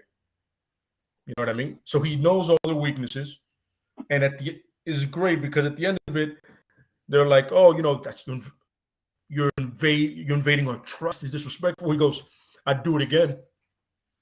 Yeah. And if you don't see why I'm coming with this, you're a damn fool. You know what I mean? He straight up tells him. No, yeah. And then when Superman goes, "Yo, you come up with all that shit, and you have a plan to stop you." He goes, "The Justice League, because it's gonna need to be all of y'all to stop me." Yeah, understand what that's a cool line that he has. Yeah, but really built out of the fear that any one of them can take him out easily. Of course, it's a sense of imagine the Flash decides I'm doing with shit. There's damn near nobody that can really stop the Flash because he can go back to when you were born and kill you. Yeah, it's not that much of an effort for the Flash to murder you. Superman, before you think of something, he's gonna snap your neck or fly right through you. Wonder Woman, it's fucking Amazon. Green Lantern. He can literally turn. There's a missile coming up your ass if he wants. You know what I'm saying? Yeah. Simple enough. It doesn't matter. Green ball, vacuum. Oh yeah. He can't breathe. There you go. You know what I'm saying? Cyborg himself. I mean, the dude is literally, he's a computer that can turn almost anybody part into a fucking weapon. Come on, bro. Is he really a motherboard, or was that just from the movie? I think that was just for the movie. Yeah, just Okay. You know what it is? That might actually be a new 52 thing for him. No, I think it is. It is. Like he can in the new future he can make boom too. So yeah. So that is something to do. You know what it is? It's like the movies now. The DCEU went off a little bit more of the new 52, and Marvel itself actually went more off of the Ultimates universe. Yep. As opposed to keeping their regular continuity. Okay. Yeah. I know you big food, Sam. I know. But damn man, that's crazy. We're gonna switch subjects into the Ultimates universe. The Ultimates is where they introduce Miles Morales. Miles Morales. Yeah. So Miles Morales is gonna be a kid watching Spider-Man, and technically we could have Tom Holland die in this shit. Well, so here's the good thing, right? With Miles Morales being brought into our universe, into 616, the regular continuity, there is now both Peter Parker and Miles Morales. So you can make a case for there being both a Peter Parker and a Miles Morales in the MCU now. Because remember, Miles just got bit by a different spider. We don't know how or what spider bit Peter or bit Tom Holland. And as you brought up before, when we talked about Miles a couple of weeks ago, he stayed in the background until it was absolutely necessary for him to come out. Yeah. So he could have been bitten at the same time. So all right, so let's say this. Let's I'm gonna give you a little what if vision. Yeah, what if, like how they can bring him into the MCU. You have Andrew Garfunkel, whatever his last name is, do his whole thing with Venom, right? Mm-hmm. And Venom kills Andrew Garfunkel and figures out a way to transfer over to Tom Holland Spider-Man because that's the one he really wanted. Because he has mind-bending information and all that other shit. But Miles Morales was being trained under Andrew Garfunkel's Spider-Man because he popped up trying to, save people because of some shit. And when he died, Miles Morales ran after Venom, and that's how Miles Morales winds up in the Tom Holland MCU.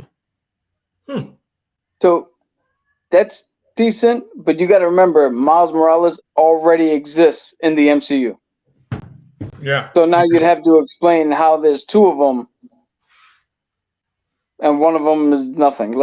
Because remember, Miles Morales was his memory was erased because he also is a Spider-Man. So his memory was erased. He's no longer Spider-Man. In the regular MCU. Not a thing. Now, shooting that down quick. Hey, no one knows the identity of Spider-Man. So now Miles Morales is like, yo, I don't know who the fuck I am anymore. Here's the thing, right? An easy way to introduce Miles. He dies in the movie. Yeah. An easy way to introduce Miles and Silk is that they were class members of Peter Parker. Silk was bitten by the same spider that Tom Holland was, because that's how it is in the comics. They would call a different one bit Miles Morales. You can even do, well, I don't know if you could do Childish Gambino stealing one of them, but who knows? They didn't explain how Tom got bit. You don't have to explain how these people got bit. They all got bit, right? And there's one thing. Then, like you said, Miles didn't really want to be a hero. 5 years, what do you call it? They're all still in the same school with Pete. Nobody knows about it because we're only watching Peter Parker's life. They all get dusted. It's 5 years for us. They come back. They've had to adjust to this whole world now. They've had to adjust to new powers, coming back to this world. What the fuck happened to their families? What happened, are they still going to school? Or is everything just as smooth for Spider-Man? And then there's this weird gap where everybody knew Mysterio said something about Spider-Man, but now we don't know exactly what he said. All he said is that Spider-Man killed him. And with this new Tom Holland, with the new blue and red suit and shit, he inspires what J. Jonah Jameson calls copycats. And then you introduce Silk, and then you introduce Miles. That'd be an easier way. Plus, if you don't want to go with the whole love triangle, with the love story of him and Zendaya, because Silk was bitten by the same spider, she is compelled to want to mate with Peter Parker. It's a weird bond that they have. So introduce her as a love interest. All right. Guess we could do that. Because, in all honesty, the only flaw that you have with the way you want to do it is that means Tom Hardy has to come into the MCU as Venom. Fuck that. We already have our own symbiote. We don't need his dumbass. Well, somebody's not a fan. Tom Hardy's Venom is not in Andrew Garfinkel's version of Spider-Man. He will be when they make it. No. Ben Affleck is gonna be Venom. Dude, you're just making this worse. Hey, Ben Affleck was a good Batman. Yeah, that doesn't make him a good anything else. This is true. But it doesn't make him a bad anything else. Yo, go back and watch Paycheck and see if Ben Affleck being a good Batman fixes that movie. No. What up? What up, that fat girl? Oh, is that Jem? What up, Jem? What? Well, no, I think she changed her name to that fat girl on Twitch. She used to be Sneaky Jem. Yeah. Bruh. Yeah, it's one of those. I get the reference. Yeah. I don't. I'm lying. Hey, yeah. Sorry. Yeah. So, damn, you just paired your channels now, Joe? And you muted. I'm trying to do that on the low, man. You over here shouting me out. How you know this? I get a notification. Remember, I'm the leader and the ruler of the world. Fuck. Bruh. Yo, he's the baddest. Show up. Ruler of the world. I'm like, why are you yelling, dude? There's a mic in front of you. Yeah, and he's spitting into that mic too. It's Oh, Karma. What up, he's Karma? I hate you. Yo, if COVID was around, they wouldn't let Sid speak. Of course. Yeah. Yo. I would have been like, yo, you got to back up. We're going to mic you. Your word. Yo, I will forever quote Sid Vicious or Sid Justice or whatever you want to call him.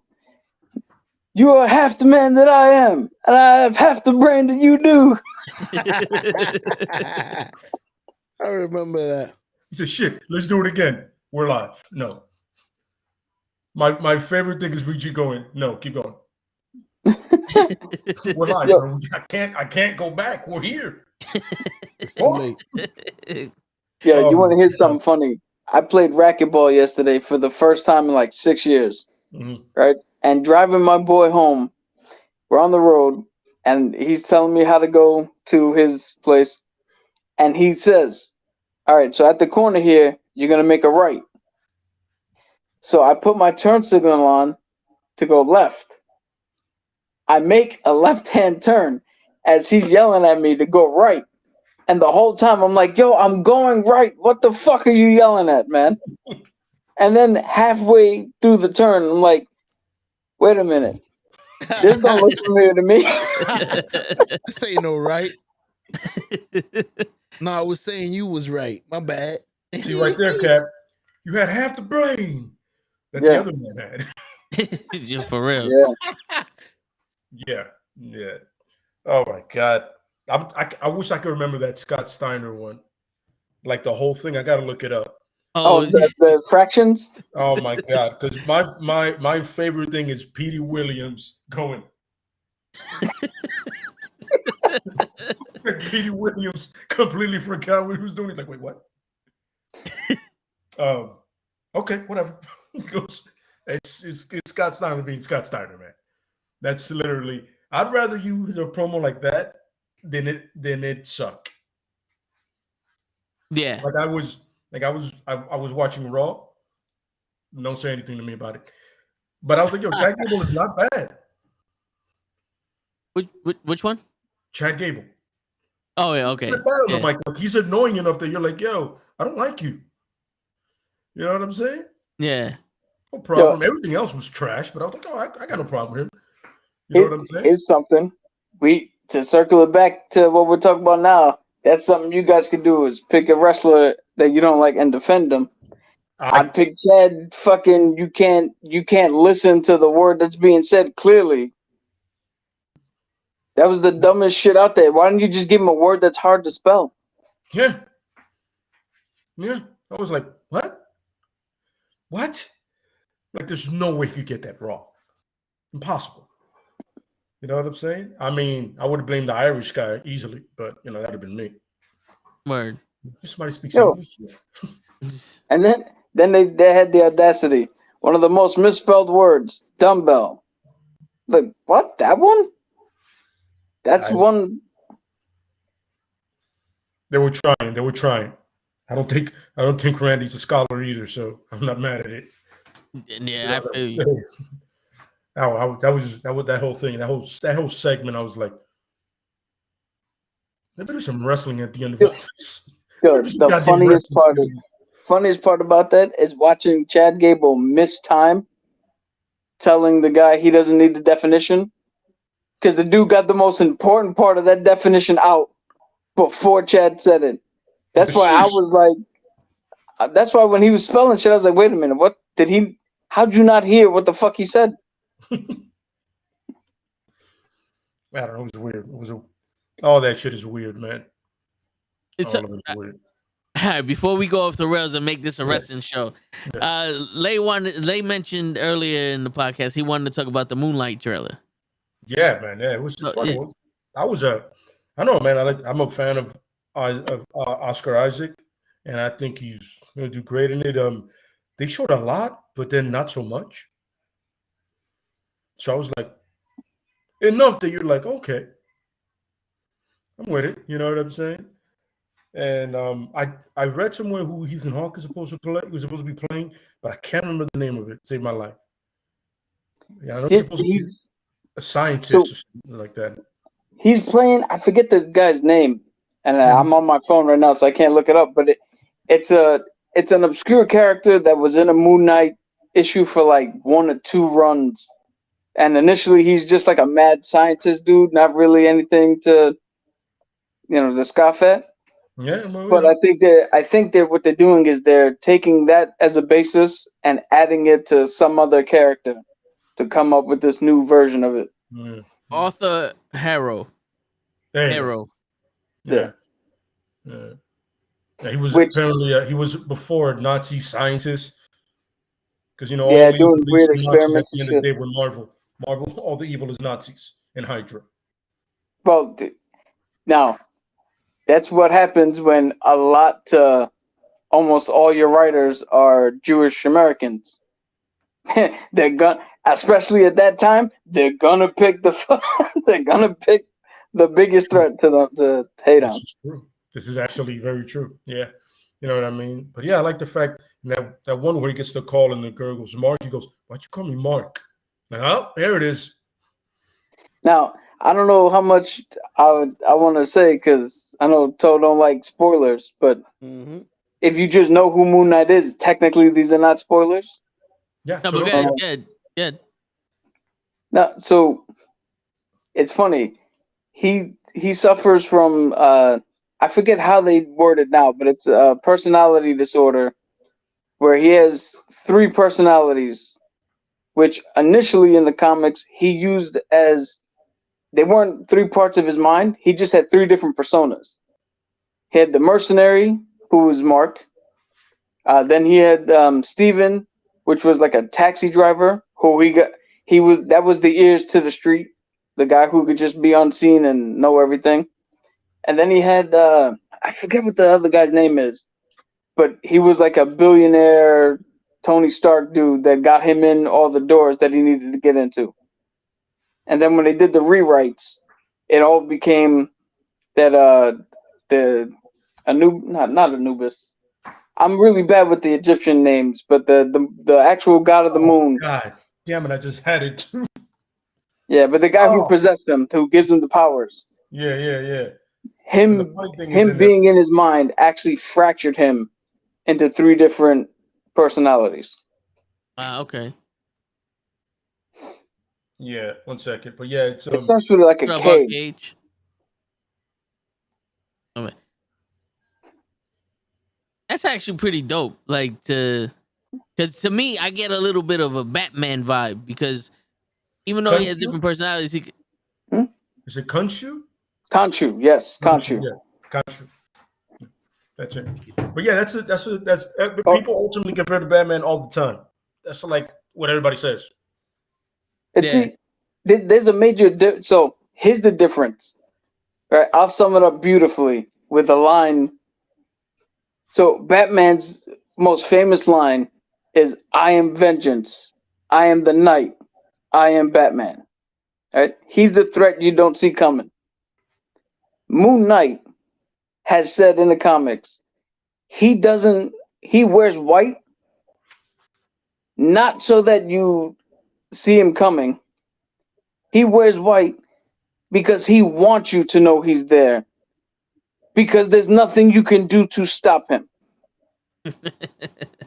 He wants you to be ready because you're still not going to do shit to him. He's also surprised, motherfucker. What up, Arcade? Was it Taskmaster goes, he hates copying Moon Knight because Moon Knight will willingly take a punch to deliver 5. He hates copying because like, yo, you'll get hit, but you'll be like, it's gonna hurt when I come back. I'm coming with the thunder. My man said it's gonna hurt a little bit. Yeah, absolutely. So this is Marvel's entry point into tackling not only a darker subject matter, but actually tackling something that doesn't get talked about enough. And that's so Spider-Man had to do with the fame part of superheroism. But you don't really get to talk too much about what being a hero or doing all this shit and having powers and gods talk to you and all that, how that really messes with a psyche. Mm-hmm. Because if you think about it, like let's say like police officers, you're on the job, all right, 25 years. But that's 25 years that potentially you're getting calls to violent acts, horrible crimes, messed up things. Like nobody really talks about the toll that alone takes. So this can open up the door to, especially like with his disorder, of not only shedding some light on it, which I hope they do. I mean, this is not going to be like a fucking TED Talk seminar about it, but I hope they do it some justice and not just like the bullshit Hollywood does. But this can open up the door to talk about it, to normalize it, to show that if you are suffering with some sort of this infliction, that you can get help.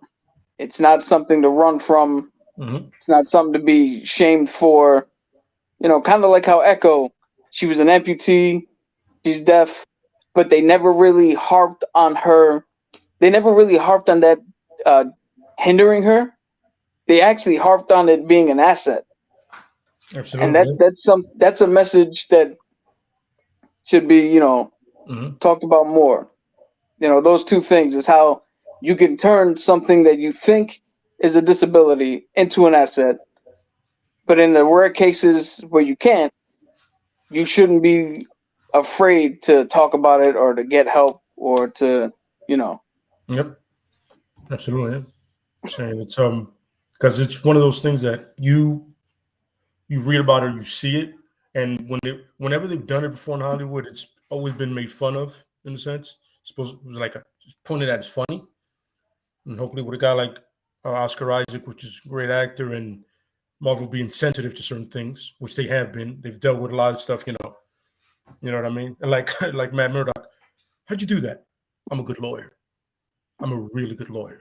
It's like, you know what I mean? It's like you can take it tongue in cheek, but give it some importance. You know what I mean? Because for the love of God, if you see the trailer, the dude is like chained to his bed. I guess because I don't know, the personalities wake him up before he does something stupid. So I guess he's like trying to secure himself not to do anything crazy. That's crazy. Yeah. So yeah, you know what I mean? Yeah, so I think that's part of the thing is he doesn't know what he does when somebody else takes over. He's unaware. Yeah. But so like let's say Steven doesn't know what happens when one of the other guys takes over, but he knows something does happen. Yeah. So I think that, and he says it in the trailer, that he's becoming it's getting harder and harder for him to distinguish what's reality and what's not. So I think he just was locking himself up to try to figure that out. Yeah. But that's another thing that I hope they address is if you really have 3 personalities that switch in and out, how does your body rest if when you think you're sleeping, somebody else is taking over? That's true. That's absolutely true. That has to. I make sure to see that like it's a like part of your mind has a micro nap or something like that. Like part of your mind is asleep. You know what I mean? Like, and I know Yeah, like you. I know it doesn't do anything for the body. You know what I mean? But maybe Yeah. with Gunshoe, it kind of explains with the God. It kind of is like, well, you're an autopilot when I'm taking over. Like Yeah, I you're take an over, you're an unconscious state. autopilot. You know what I'm saying? yeah, they Like had a scene. everything goes to sleep. I just need your body. I don't need you to be aware. It's funny. I remember Yeah. somebody was said about the suit, like he looks like a mummy.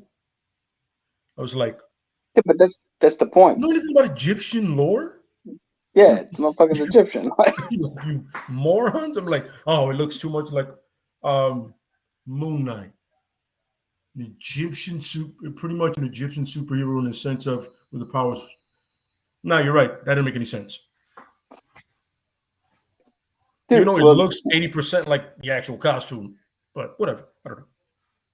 Dude, you got to make it make sense in a real world setting. Like just putting on a fucking skin tight white Under Armour shirt and a hood is not gonna cut it, man. Like it might work for your cosplay at Comic-Con, but it ain't gonna work.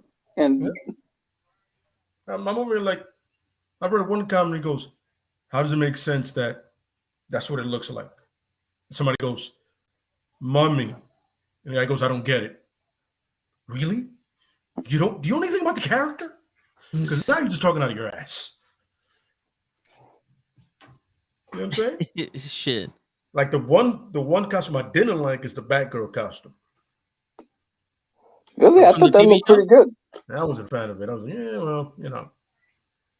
You know some of those. I would prefer the black and gold one from like the Arkham's game, but you know, what can you do? Well, we got to see what it looks like on camera because sometimes the still picture doesn't really do justice to it. This is true. Agreed. I'm sure, but you know, for right now, I'm like, I have a good idea here to bring it back to the topic of the day. Mm-hmm. We should each go around and pick a character for somebody else to defend. All right, we could do that, but I know Cabs wanted to talk about Aquaman.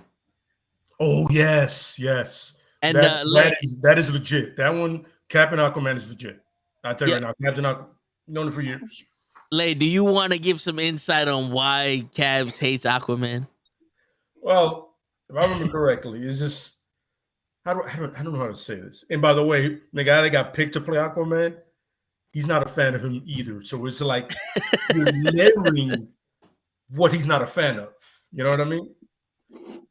So I mean, it's honestly, it's just the fact that he's Aqua. Is like, first of all, when we were growing up, Aquaman was never taken seriously. You know, what was the running joke with Aquaman? It's a guy that talks to fishes. Yeah.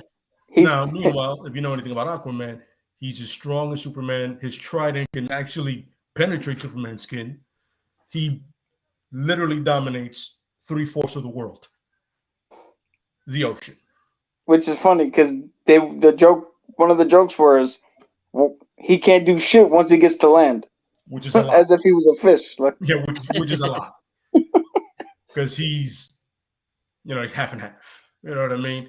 Yeah. So whatever. But to me, the Cabs is the lack of seriousness was taken, and how they try to turn that seriousness. And like I said, then the guy chosen to play him, he has where he feels Jason Momoa he's a toxic masculinity. I believe, like, dude, we get it. You're a guy.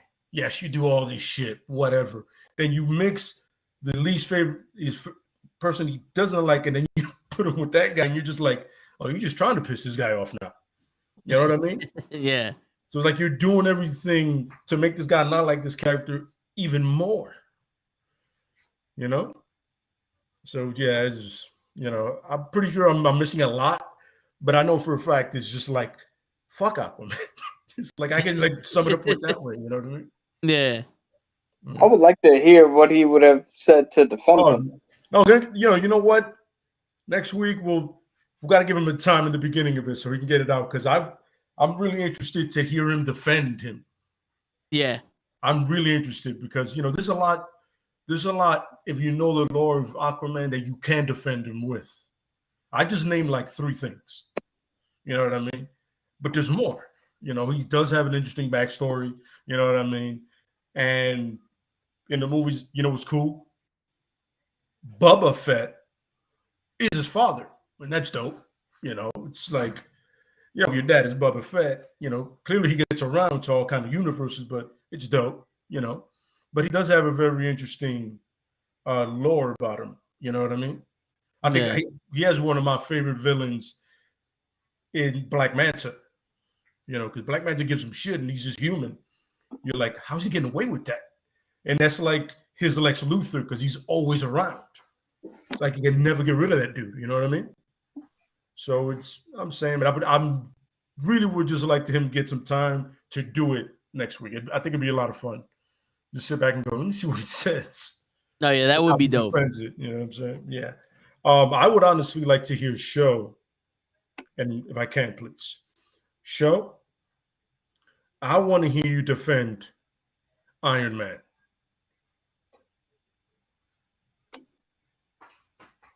Yo, my man, that's a give me. It kind of is. I appreciate you, because Iron Man is the coolest Avenger of them all. I mean, my man is intelligent. He's rich. He has the suit.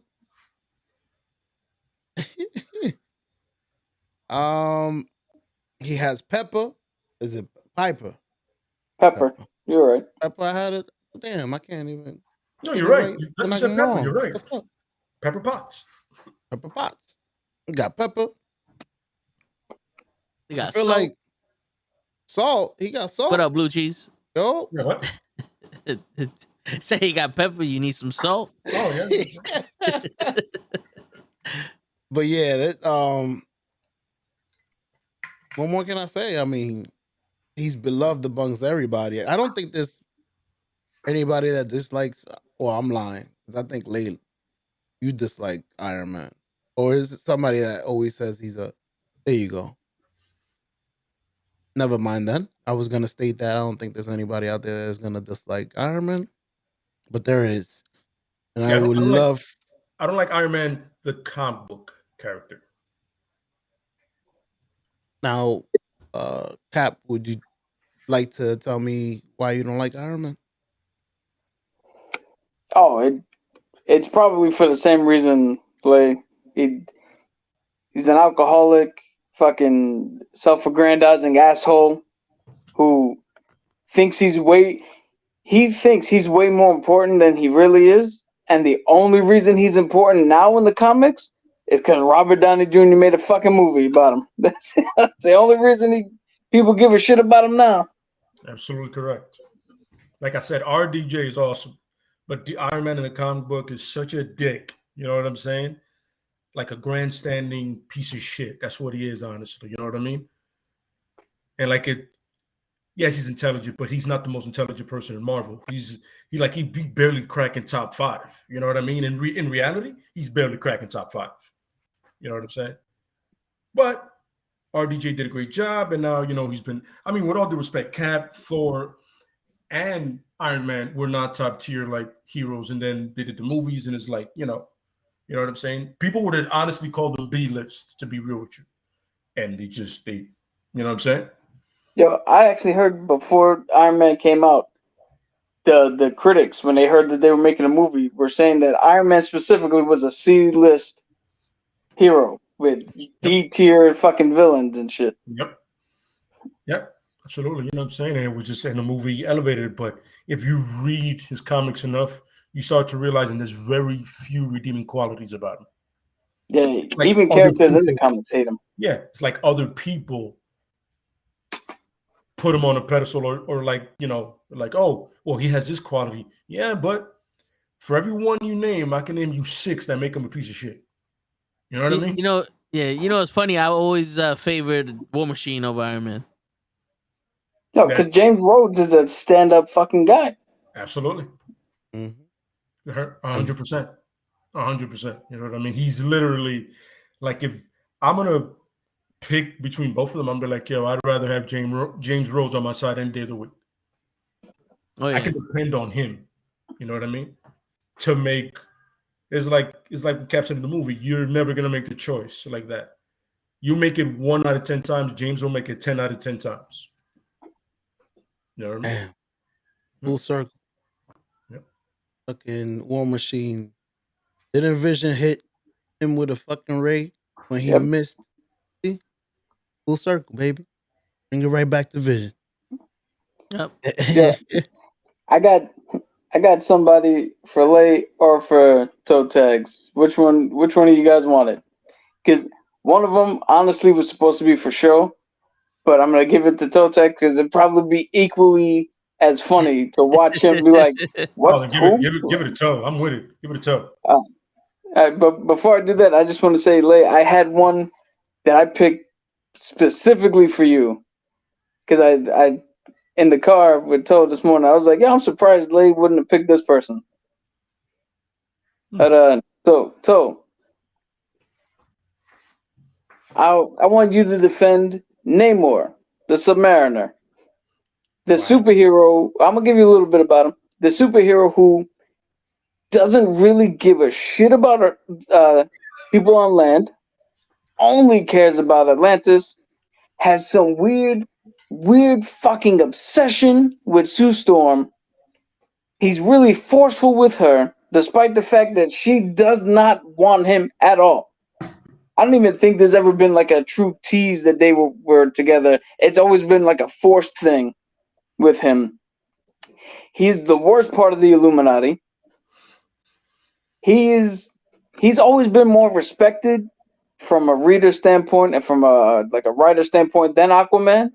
Mm-hmm. But he's always been the least important fucking person in Marvel. Okay. So and here's another fun fact. He's technically like the first mutant that they printed. Yeah. Because he's a mutant. He's a mutant. It's hilarious.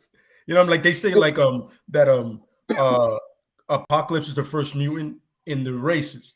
He's the first mutant that you've seen on thing. Yeah. And on top of that, the X-Men want nothing to do with his ass. Yes. So, nobody claims him. So, go ahead and defend Namor, the Submariner. All right. I'll be right back. So, the little bit I know about Namor is that, like you said, he's the ruler of Atlantis, kind of similar to Aquaman. He's Marvel's version of Aquaman. And one of the things that I've seen about him, and it could be fan theory, but it was one of those that when the Eternals came to this planet, they tried to bring they tried to take over the planet, and Namor and his people were like defending themselves against them, and that's what sank Atlantis, and all of his people turned into the underwater dwellers, and they just ruled over there, and that's why they didn't want no piece of the land dwellers, because no one helped them out when they were defending their own against the Eternals, and they said, "Fuck these people, you left us here to die. We adapted, and we're not gonna stay here like that." Am I right on that part or no? Yeah, something like that. Yeah. Okay, so the fact that Namor and his people were strong enough to at least hold their own against the Eternals, and then adapt to being underwater life civilians, and keep the land of Atlantis going underwater while it was basically flooded out and destroyed by the Eternals and all that. I think that's pretty dope. Just the willpower of his people and him as a leader to keep that shit running is kind of dope. And that fact, it's almost kind of like their Wakanda, which also he goes to war with the Black Panther and Wakanda for the vibranium, if I'm not mistaken. Yeah.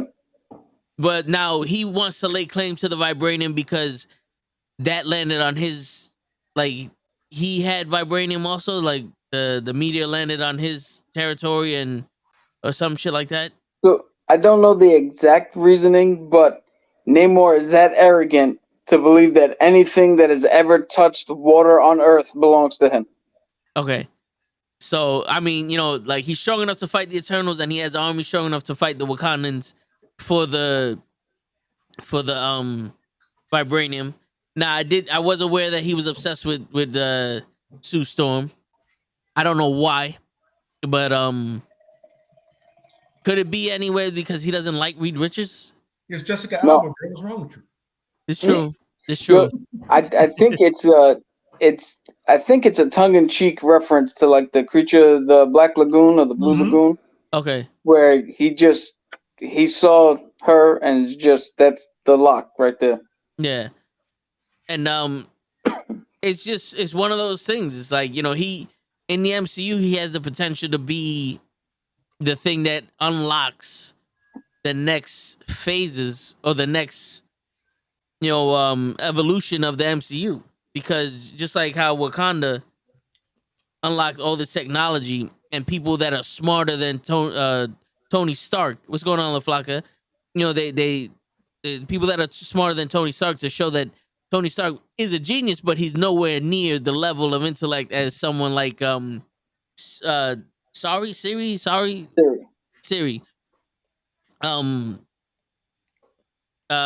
Black Panther's sister in the MCU. So, and it also shows that now if we get the Fantastic Four, because Namor also fights the Fantastic Four, like you said, with that, it also shows Reed Richards could be just as smart as Siri, or even smarter. And it basically goes, here goes base level Tony Stark and what we could do, and now here goes the Black Panther and the technology we have, and now Namor, a world that we only hear about in fantasy, in legend, because Atlantis is still something that people are looking for. There are real life people out in sea looking for the fucking the land of Atlantis. The lost city. Yeah, the lost city of Atlantis. You know what I'm saying? Like, that's a legend, and that's something they adopted in the Marvel universe, but also it can bring plenty of other characters, maybe that are not in the comics but could be in the universe, to adopt other characters, like maybe a Dracula or something like that, into the universe. So Namor, the character himself, can be almost an unlimited vessel for the MCU to expand into different different value paths on which they can make TV shows, movies, and comics even if they wanted to, just to to bring the MCU to life further onto to stuff like that. And it also shows a different power and a different mentality and a different way of thinking towards how people are in the MCU, because like Cap had a will that we're gonna do what's right, and these are my people, and I'm gonna stand here and I'm willing to die for this. Where T'Challa, it was T'Challa was, I'm here to protect my people and only my people, but he was convinced maybe my people will be better protected if I brought this technology to the rest of the world, and then we were accepted. And Thanos was, I have to protect you against yourself. Where Namor is, fuck all of y'all. I want nothing to do with any of you. But if you fuck with me, I'm killing you. You know what I'm saying? And we don't have a lot of that mentality in the MCU right now. Sure. And I think bringing that mentality can bring a darker mentality where Blade and Moon Knight and the Knight, what is it? The Dark Knight, the guy from Game of Thrones is playing? Black Knight. Black Knight, can be. And and like I said, that could just be another venue for them.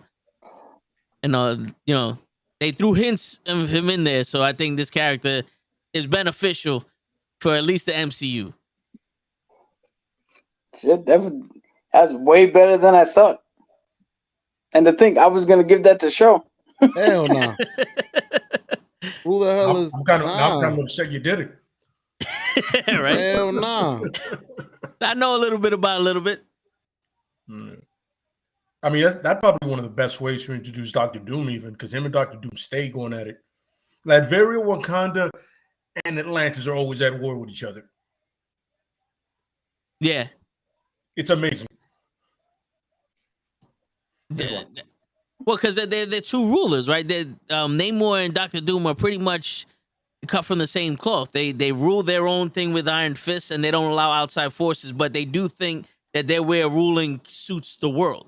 Yeah. Right. Well, Namor's a little less ruling the world, but yeah. Okay. Yeah, that's all Doctor Doom. He's like, if I could lead my country, I can lead the world. Yeah. And then the universe, because the world is not enough. That's right. I reference a terrible James Bond movie. But technically it's not, because he ruled Asgard and he turned himself into a god and became bored and said, fuck it, I'm going to go back to who I was before. Because at least there was a challenge. He started Battleworld again. Shit. That's something that the Beyonders started. Exactly. He took the Beyonders. And it's funny because in that one, Doctor Strange is his right-hand man. Oh, shit. Okay. Yep. Yeah, him and Reed Richards, they both answer to him. And I mean, Doom was loving the fact that Reed Richards was doing it. Yeah, word. Real quick, La Flaca, that's what's up. You just came from the Knicks game, right? The Knicks versus. I love the fact that she says game. Lakers game like the Knicks weren't there. Yeah. well, in all honesty, you go there for fucking LeBron. The Knicks weren't there. LeBron was shooting on the court. I thought the Lakers were playing the Nets. Are they playing the Nets? I don't know. Could be. I mean, she's just referencing everybody had Knicks jerseys and they were chanting for Melo. So, somebody on one of my coworkers was happy that she was going to the Barclays Center to watch LeBron James today. Okay, then so it was the Nets then. The Lakers was in Brooklyn. To be completely honest, I don't know if this girl knows sports. She's just happy. She was just happy to go see LeBron. No, they played the Nets tonight. They beat the Nets 106-96. So yeah, they played the Nets. It could have just been a New York thing. That was Knucklehead Sports Talk. There you go. Next caller. So who are you gonna give the Cap? I'm sorry, what? Huh? You say you were trying to tell something about something in the card. Who did? Oh yeah. You thought I was gonna pick? Oh yeah. So my person for you, Captain Marvel. Oh wow! No, well, here's the thing. This is my thing, and I was explaining this to a friend of mine the other day. Right, the classic Captain Marvel, I had no problem with. It's this new version, right? It's almost like you took everything that people dislike about a feminist and you put it into a character. You know what I mean? Yeah. Like that's what it is. Now, to defend her is one thing. First of all, she's powerful. I'm just gonna get it out there. You know what I mean? Her power set is she's legit, top tier. You want to bring a fight, she can do it. I mean, if you want to take out an army, she can do it by herself. You know what I mean? She does have just like Cyclops, she's a great leader, you know, when she needs to be. You know what I mean? Little headstrong sometimes, like stubborn, you know what I mean? But with most great leaders, that happens a lot. You know what I mean? It's like, yo, I have one track mind. This is what I need to do. We need to get it done. You know what I mean? And she did inspire Kamala Khan, which is a great thing for her because her inspiration brought a great character to all of us. You know what I mean? There's kids reading where she's from, even though she's from Jersey.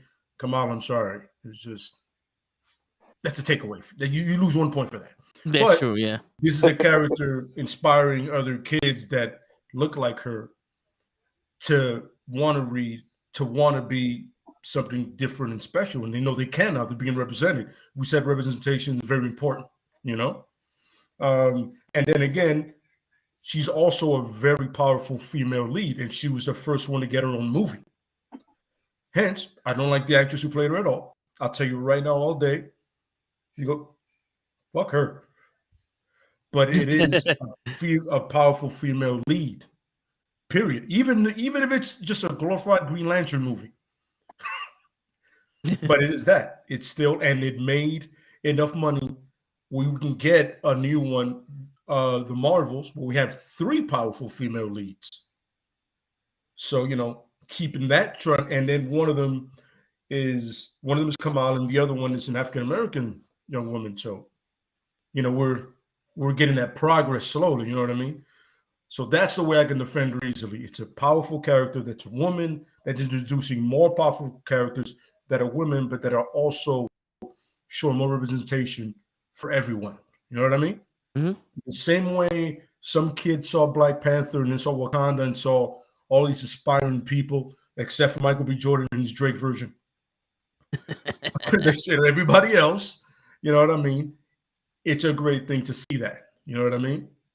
Yeah. So I can defend her with that. I was like, yo, powerful character and doing great things for more characters. And another thing is we get more interstellar movies. And in case you know what that means space. We get more space stories. And when you get space, you get guys like Nova. You can get the Beyonders, who we reference when Doom got those powers. He took it from the Beyonder, you know, because he's the one that made Battle World, you know. So you know, you can do that. You know what I mean? And you also get the Skrulls. We can get Hulkling like that to be part of the Young Avengers. So many leads when you go back into space that we only don't need the Guardians of the Galaxy to do it. We have these 3 powerful characters female characters that can do it. Nice. Well put. Both of you guys. Well put. But I did my best not to be about her. Splinter off. Yeah. Yeah. I find it funny that you and Cabs, you guys' both takes is that he was like Drake. But if you look at why he was mad at T'Challa, it's literally, you don't call me on my cell phone. Like, it's pretty much it. Yo, do yourself a favor. You look at the way he's dressed at the very beginning of it, like, you know, when he's in the museum, and look at any Drake video. Yeah. And then when Cabs told me like they're friends, I didn't know that, but I see it now. When Cabs said, I was like, oh shit, I never made that connection, bro, because I didn't care. Yeah. But he was one of the most sympathetic villains I've ever seen. He is nowhere near Winter Soldier, but I understand, you know. I get it. Like, yo, you killed my pops in front of me. That's pretty fucked up. I get it. You know what I mean? I understand completely. You know what I'm saying? I remember when they were talking about bringing him back, I was like, don't do that. Because you're going to kill whatever he was standing for, you're going to kill it all if you bring him back. Yeah, because now he's going to be forced to be like, nah, screw it. It's just, I'm on your side now. I was like, yo, that was my thing with the what if. That's the only time I didn't like Killmonger. Because it's like, yo, Tony, you're supposed to be the smartest person in the room. You can't see through this bullshit. Like Siri saw through it immediately. You know what I'm saying? It's like, yo, but once again, when me and Cap was talking about, they put him here when he's really not, you know what I mean? Like he should be able to see that. You know what I mean? Like somebody like Reed Richard would never see it because he doesn't have the human contact like that. Like he can't read bullshit. He'll take stuff at face value, like literally. But if you tell that nigga to solve time travel, he'll look at you like, give me 2 minutes, I'll be right back. Yeah. There you go. Go, we gotta go. But if you're conning him, he'll go, yeah, I'll buy that. You know what I mean? But Tony works in business. He should know these things. He works deals every day. I'm like, yo, you trying to hustle me, brother? I see it. Yeah. I have one question that I didn't think about until just now, till our conversation right now. The shit on the inside of his lip, the Wakandan symbols. How the fuck did he get that? Was he born? Is that something you're born with, or is that something you acquire? I think his father gave him to him. He had that glowing ink? Because I thought it was just like only the royal bloodline that has that in their thing. I don't remember them saying specifically that you get it tattooed on there. Yeah. I don't recall that, to be honest with you. That's like, because I just find it weird that you would live that amount of time with that in your lip and not once like, hey, what the fuck is this? Because it seemed like if T'Chaka never showed up at that moment, he would have never did whatever the fuck he did. Nope. So he would have never known because his father was excommunicated. He wasn't gonna fucking go back anyway. But what he would have just had that shit in his list of his life. What did he kill him for? Because he had the kid, or because he was giving vibranium to the other dude? Because he sold out the country and he was selling vibranium illegally. Yeah. Okay. And I don't think he went out there to specifically kill him. I think just in the tussle, he wanted to. Like his thing was like, yo, you're never coming back. You're done with us. And all of a sudden, they got into something, or something simple. But yeah, I don't think they ever like really say you get it tatted on there, or is it just because you're part of the bloodline? Yeah, because in fact, you could only have the herb, the Hershey herb, if you're part of the bloodline. I have no idea about that tattoo. Yeah, because when he pulled it, I was just like everybody in that room, like, where the fuck you get that from? So that means everybody there has that. That's another thing. Nobody else turned around and also fucking pulled it down. They just all went, oh, he has it. Okay. I didn't do that. I didn't see him go. I know. Yeah, I don't remember them really explaining that. Like, how do you get that? You know what I'm saying? Strange, but those are little details you can gloss over, I guess. By the way, I was not a fan of them killing off Ulysses Claw. He was hilarious. Yo, he was having so much fun as that character. Yep.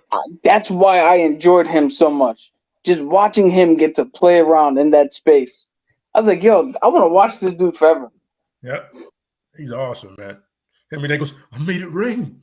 I'm like, yeah, I don't have the answer of how he got the tattoo, but they do say that all Wakandans have a mark, and iridescent lower lip tattoo that identifies them as descendants of the nation.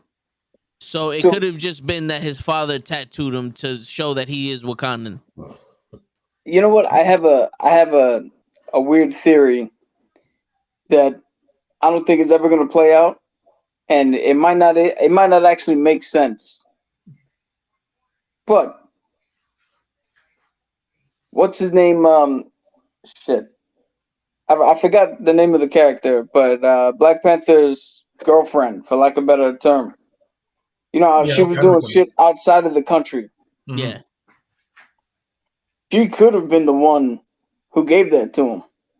That's true. Yeah, because she was on a spy mission, right? Yeah.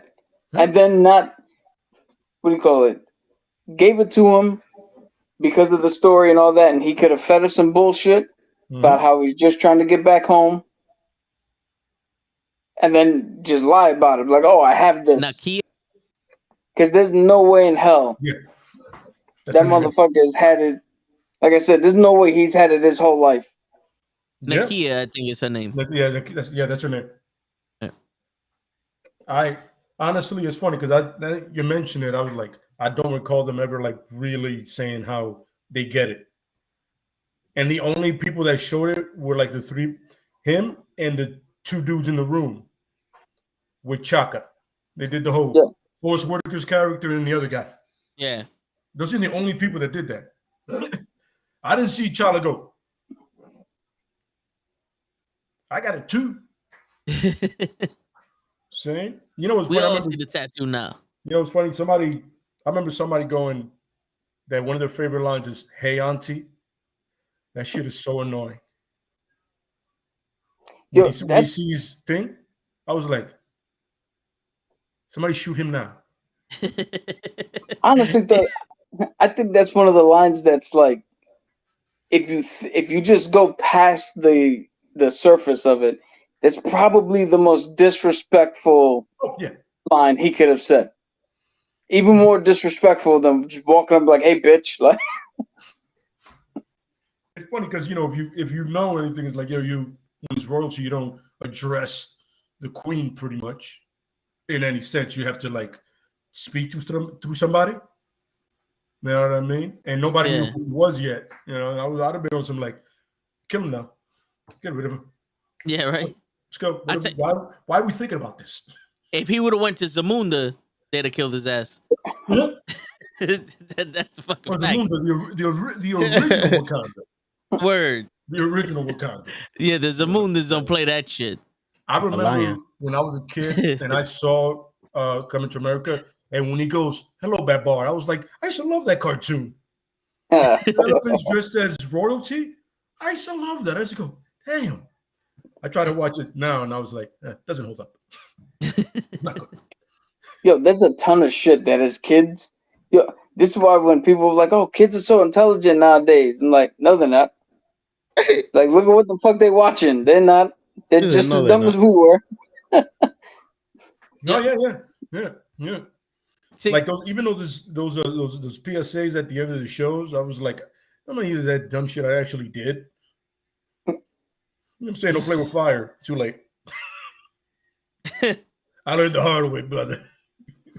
Yeah. How you gonna tell us not to play with fire? But every cool thing we've ever seen has something to do with fire. Absolutely. Yeah. Right. Absolutely.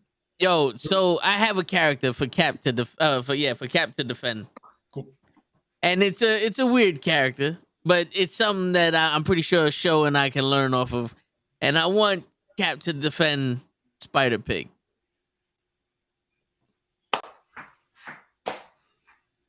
Spider Pig. Or Spider Ham.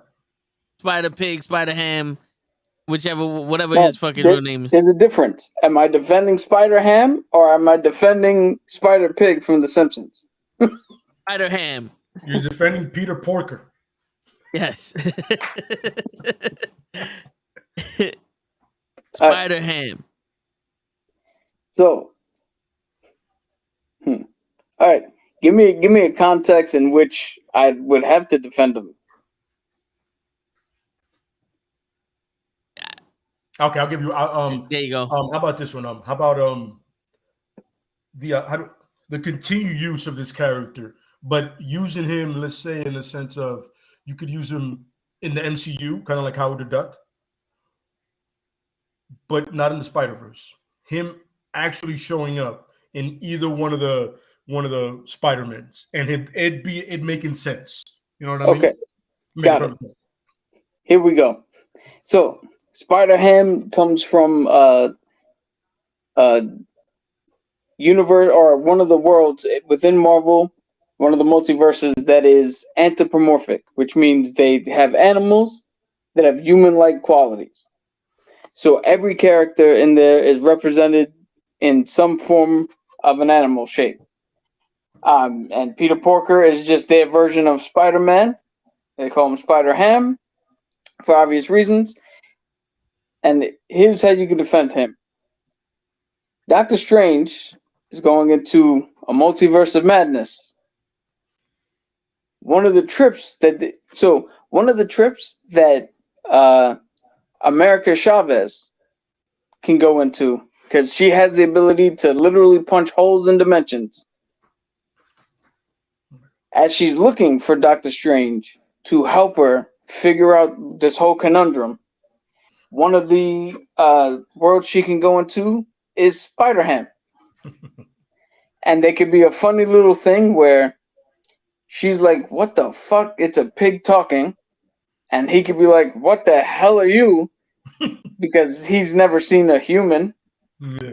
And that could be a fun little nod to get the character in. Mm-hmm. It won't detract much to the story because this would be early on in the film before we get to all the serious shit and what I was hoping would be more horror tones, but it doesn't seem to be horror. It just seems to be more a slightly darker MCU shit. It's funny because Moon Knight seems more horror than that. When Kenshu was chasing her, I was like, but I mean, we haven't seen much. Yeah, but yeah, I get it. That's the easiest way. That's the easiest way to bring them in. And on top of that, it does much like Howard the Duck. You bring them in, you show them. It's a funny little clip, but you don't really have to do shit beyond that.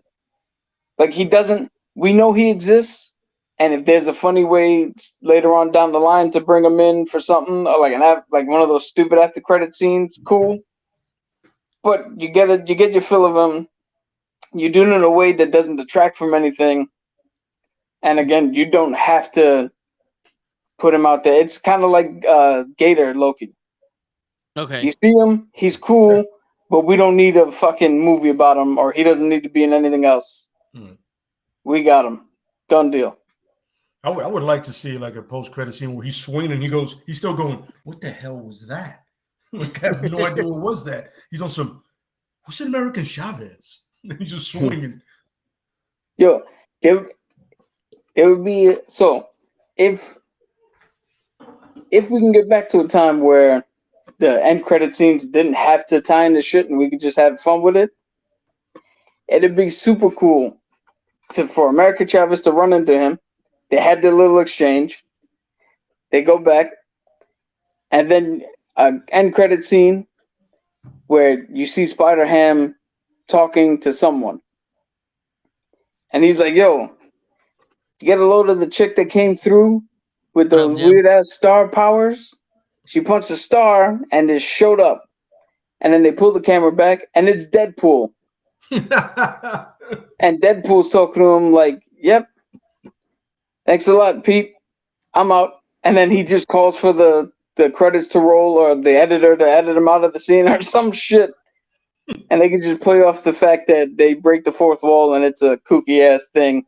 And again, another way to sneak Deadpool into the MCU without actually disrupting anything before he's officially put in. Mm-hmm. It's funny because it would be Deadpool to talk to him. You imagine he goes, I wonder what you're like in human form. What's human? Good question. Because, Deadpool and Peter Parker are like. Yeah. You can even have Deadpool make the joke. He'd be like, yo, if you were human, I guarantee your name would be Peter Parker. That'd be something. Yeah.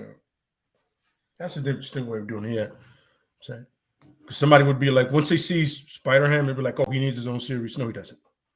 Just take it at what it is. Stop doing that. No, but you know what you can do?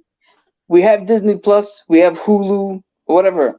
If they show them up and people like them so much, give him an animated series. Let him fucking do some shit on his own so people can have it and they got their fix. I would love to see Dr. Octopus as his villain. Just sit there and go, yeah, that's about right. Shit. Yeah. Oh, speaking of which, before we just a little sidetrack. So you know how Doc Ock was Superior Spider-Man, and he took over the body of a clone Spider. Doc Ock has done it again, and he has now his Superior 4, where he has his own version of Ghost Rider, Wolverine, the Hulk, and another fucking character. I forget who it is, but he's got his own 4, in which he's somehow piloting all 4. Wow. How the fuck he do that? Yeah, dude, I don't no fucking clue. That's crazy. But you know what happened is Marvel the what do you call it? The article I was reading was less about the actual comic and more about how Marvel found something that worked and is shamefully trying to just wring it for all it's worth. That's Marvel's go-to. They said, all right, this worked once, let's destroy this completely. Yeah, right. I'm saying they did that King and that King Black thing, or the Null thing. They're still going to go back to that like in a year to absolutely murder it. Where Eddie Brock loses the fact that he leads the symbiotes. Either that or somebody else is going to try to challenge him for the title. And absolutely correct. Yo, I can see it like, now. The flashy headline. There's a new King in Black. There you go. Yeah. Yeah, you know what I'm saying? And the funny thing, that had such a good run by itself. If you read it, you go, now we can never go back to it and leave it alone. But not Marvel. No, sir. No. That's just stupid. You know something, though? That's partially Marvel running out of ideas and trying to do some shit. But that's also partially our fault as fans, because fans only gravitate to a certain shit. True. It's not like back in the day where you put out a comic, we will read a comic. Now it's the fucking 6-second TikTok crowd. Is like, if you don't like Krills, if you don't catch him in the first 5 minutes or 5 seconds, he's out. Yep, absolutely. It's funny because the thing I've never liked is when you have one character that has 4 different comics. Yeah. Why does Batman have 4 different comics going on at once? I'm reading 2 of them, right? And I finished one. I'm like, all right.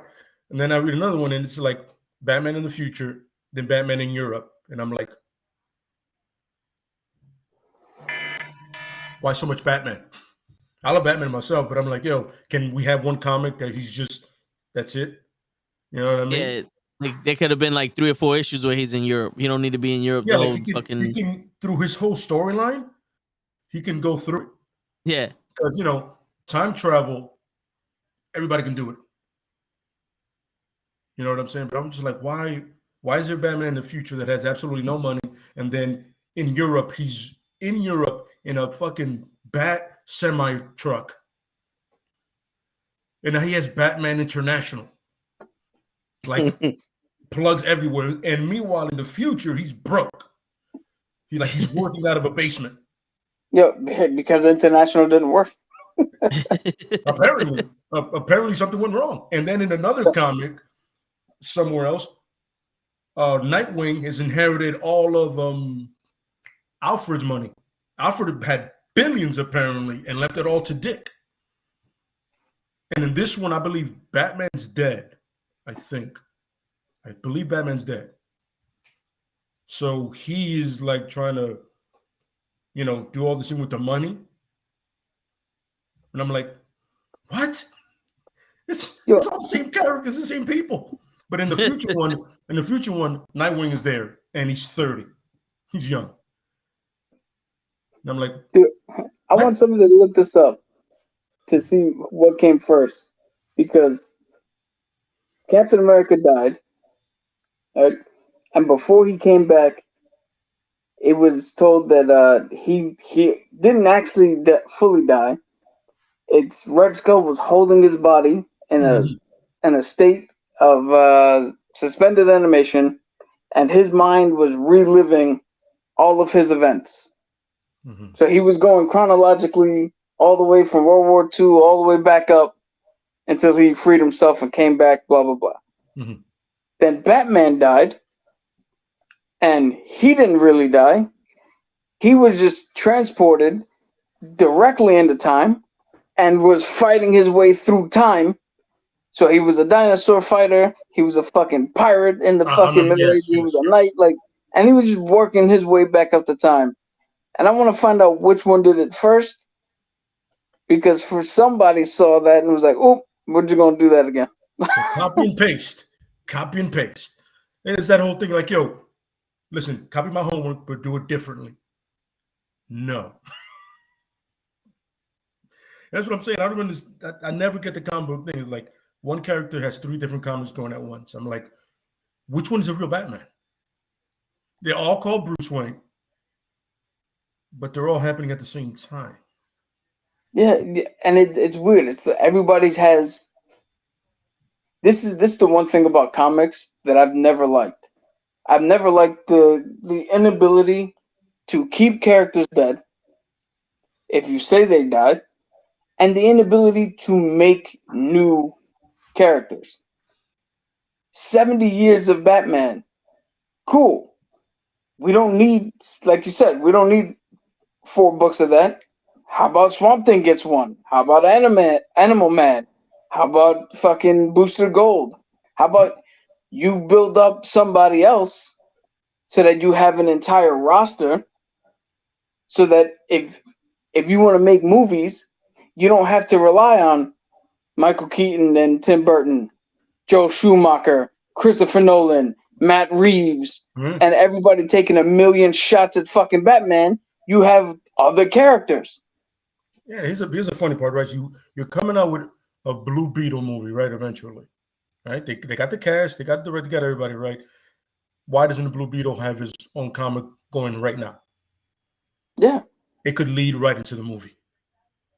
And then you know what's funny? As you're doing that, you introduce Booster Gold because they have like this budding thing, and he can because apparently the movie's gonna go straight to HBO Max, right? Booster Gold can I be hope introduced so. at the end of it on some Deadpool shit. Like, who the hell are you? I'm Booster Gold, the superhero of the future. Who? End scene right there. Booster Gold is in the next one. Like you see Robbie Ray is like, who? The hell are you? I'm just saying. And the thing is in the comic, and then what you do with the comic book after that movie, you follow that into the next one. What you got to do? Whatever, I don't know. Okay, so if I'm not mistaken, Mhm. Captain America died in 2007, and Batman Legends of the Dark Knight number 65 came out in 1994, and that's when the Joker killed him. So Batman did it first. No, so that's not the run I'm talking about, because the Batman run was in the 2000s somewhere, where he had to travel through time. Because I think it preceded the whole Batman Inc. Because Okay, while so he was away, some Dick Grayson became Batman. Then Yes. somebody popped up in Japan. Then somebody popped up in Africa. so Like there's a Legends of the Dark Knight issue number 65 that came out 2012 to 2015. Is that what you were talking about? Is what? Dude, if you look up, this is I don't have my phone, but if you look up like Pirate Batman and find out what issue, yo, I shit you not, he's No, literally a fucking pirate. remember. It's funny. I remember something of that, but you know what I really remember it from? Batman: Brave and the Bold. And by the way, that one was fun. Never took it seriously, but it was pretty fun. But I know what you're talking about. That he literally every variation of Batman. Somehow Batman was everywhere. He was a caveman. He was a swashbuckler. They even referenced the thing where he's like Sherlock Holmes at one point. Yeah, the steampunk one, the gaslight one. I'm like, what? What are we doing? I was like, yo, if he becomes a hippie, I'm gonna get upset. Batman smoking weed. Very nice. You got the bat bong. Let's hit this. Here, The Joker Alfred. sitting at Woodstock. Oh, hey, right. I can see the panel now. Him and the Joker sitting at Woodstock smoking, and the Joker be like, "Well, Bats, I told you the Grateful Dead was good," and it's just Harley Quinn like dancing in the fucking foreground. I can definitely see that. You know what I'm saying? And somehow it's the bat suit, but like in hippie clothes. You're like, No, you know what it is? He's wearing tie-dye, except for the bat symbol in the middle. exactly. Yeah. Oh man, I And imagine he him in the just 70s. has a bandana. In the 70s, there has to be some kind of cocaine reference.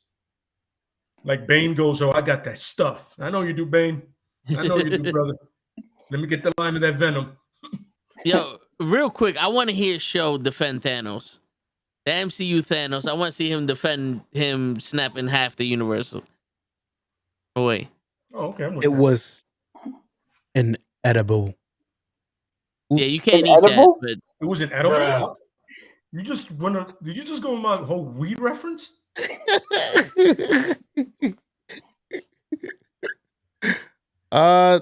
What is it to defend? He's the strongest villain of all MCU.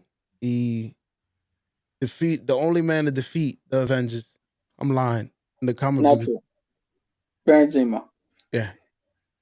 But did he do that in the movies?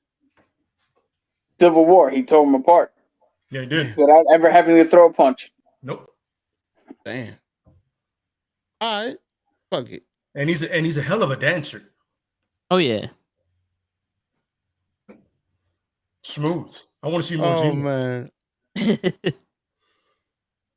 Yeah, it's hard to defend them though, because Defending the snap, his yeah, snap. that's what I was gonna say.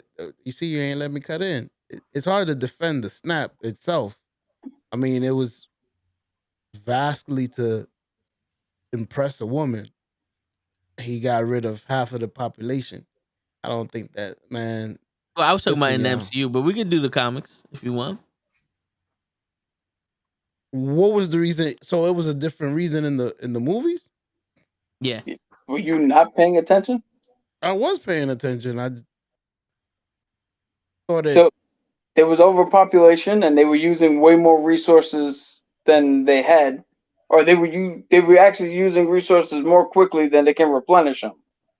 So his plan was to kill half of the people, thus having more resources, and actually teaching people a lesson as to not use so many resources so quickly, and hope to bring a balance.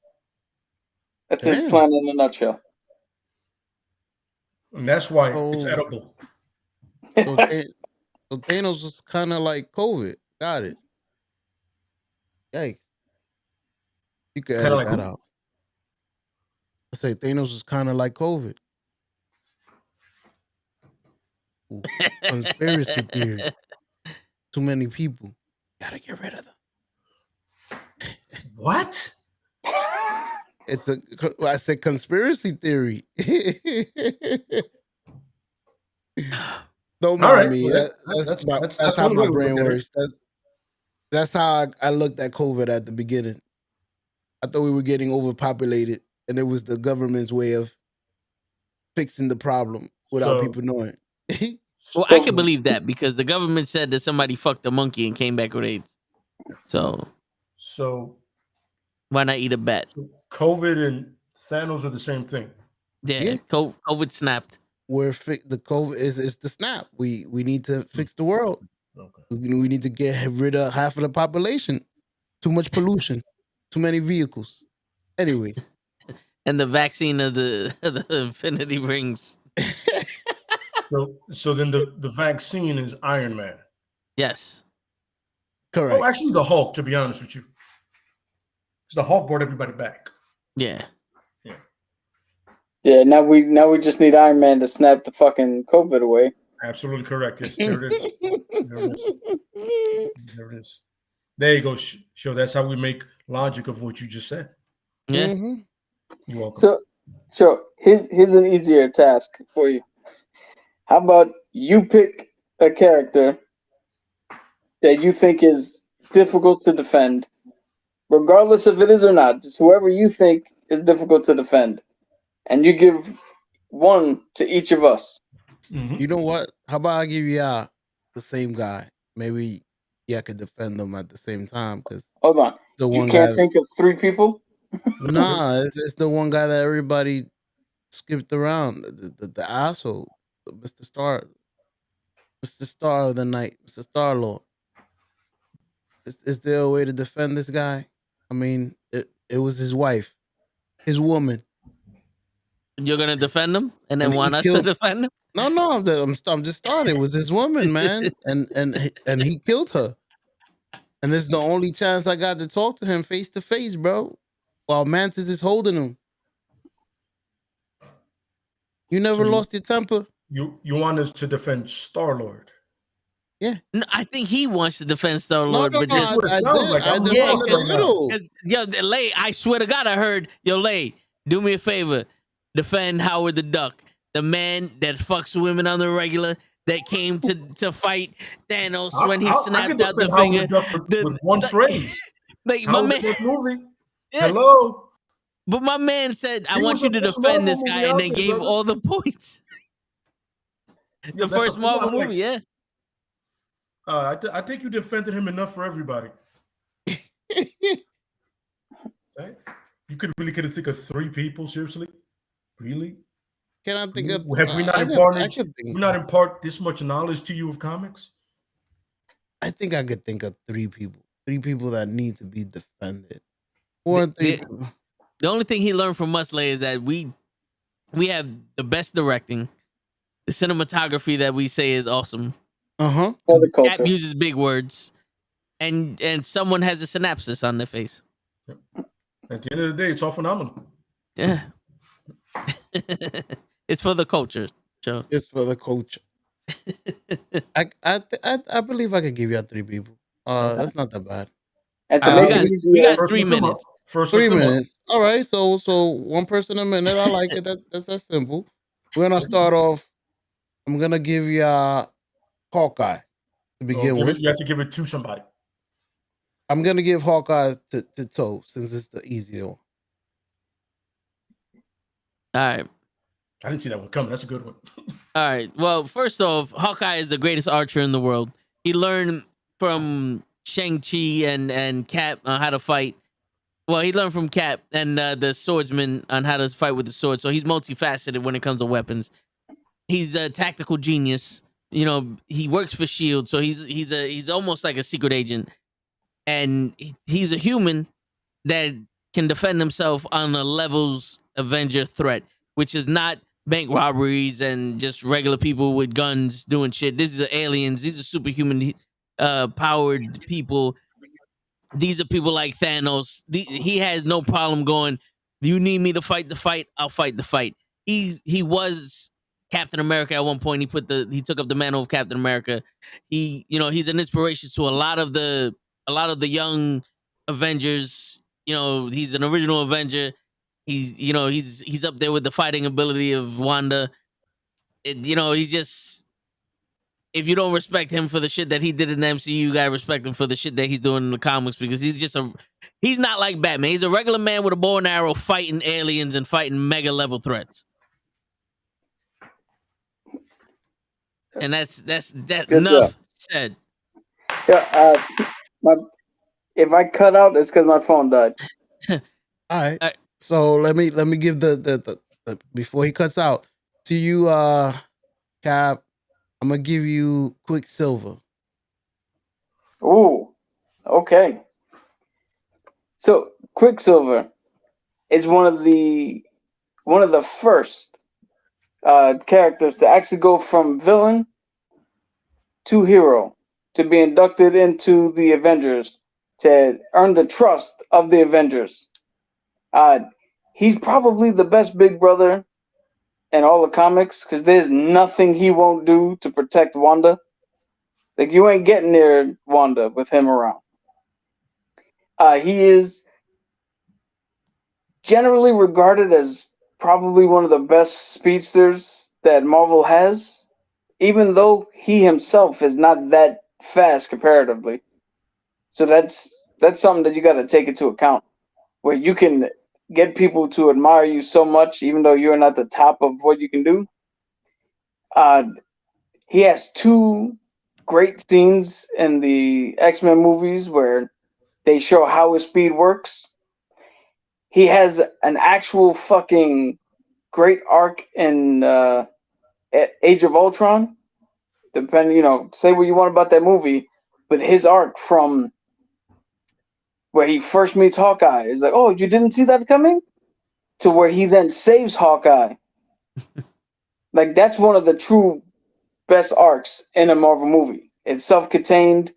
You feel for him, and you really get to see the impact that he had through WandaVision and through her grieving and wanting to see Pietro. So he's also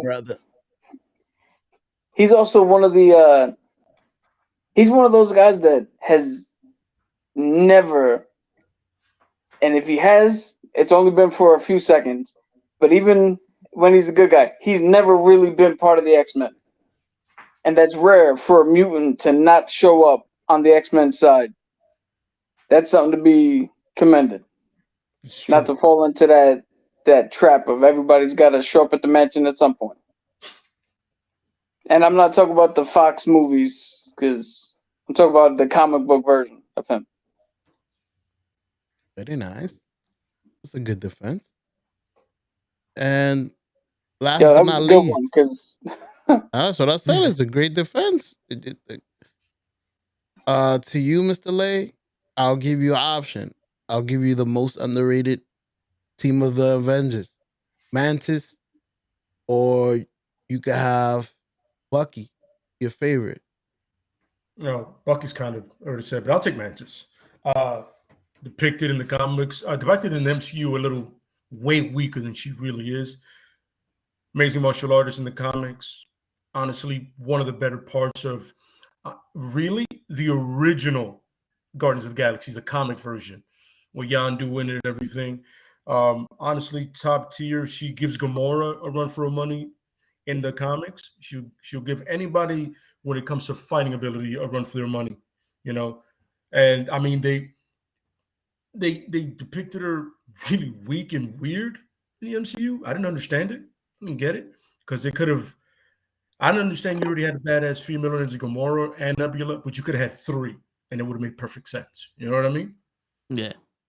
And you don't need to dumb down a character that her skill legitimately is the fact that she has super strength and stuff like that, but her ultimate ability is the fact that she can fight, and she has a tactical mind as well. So that would be my defense of Manta. So she shouldn't be acting like like a Asian exchange student, because that's kind of what she reminded me. You said that, not me. There you go. We're gonna leave that completely alone. And it seems like Cap's phone died, so Yep. we're gonna call it a night. Perfect. You guys did a hell of a job defending the characters that you don't like, defending characters that off the cuff, and we came up with some impromptu shit. Yep. And I can't wait for next week when we hear Cabs talk about Aquaman, because that's definitely something that we need to hear. I don't know what we're gonna talk about next week, but I do have a list that you and Cap came up with a couple weeks ago that I'll probably run down the list and let you guys know. But for right now, that's it for everybody. It's your funny neighborhood knucklehead signing out. Peace, everyone. Appreciate y'all coming by.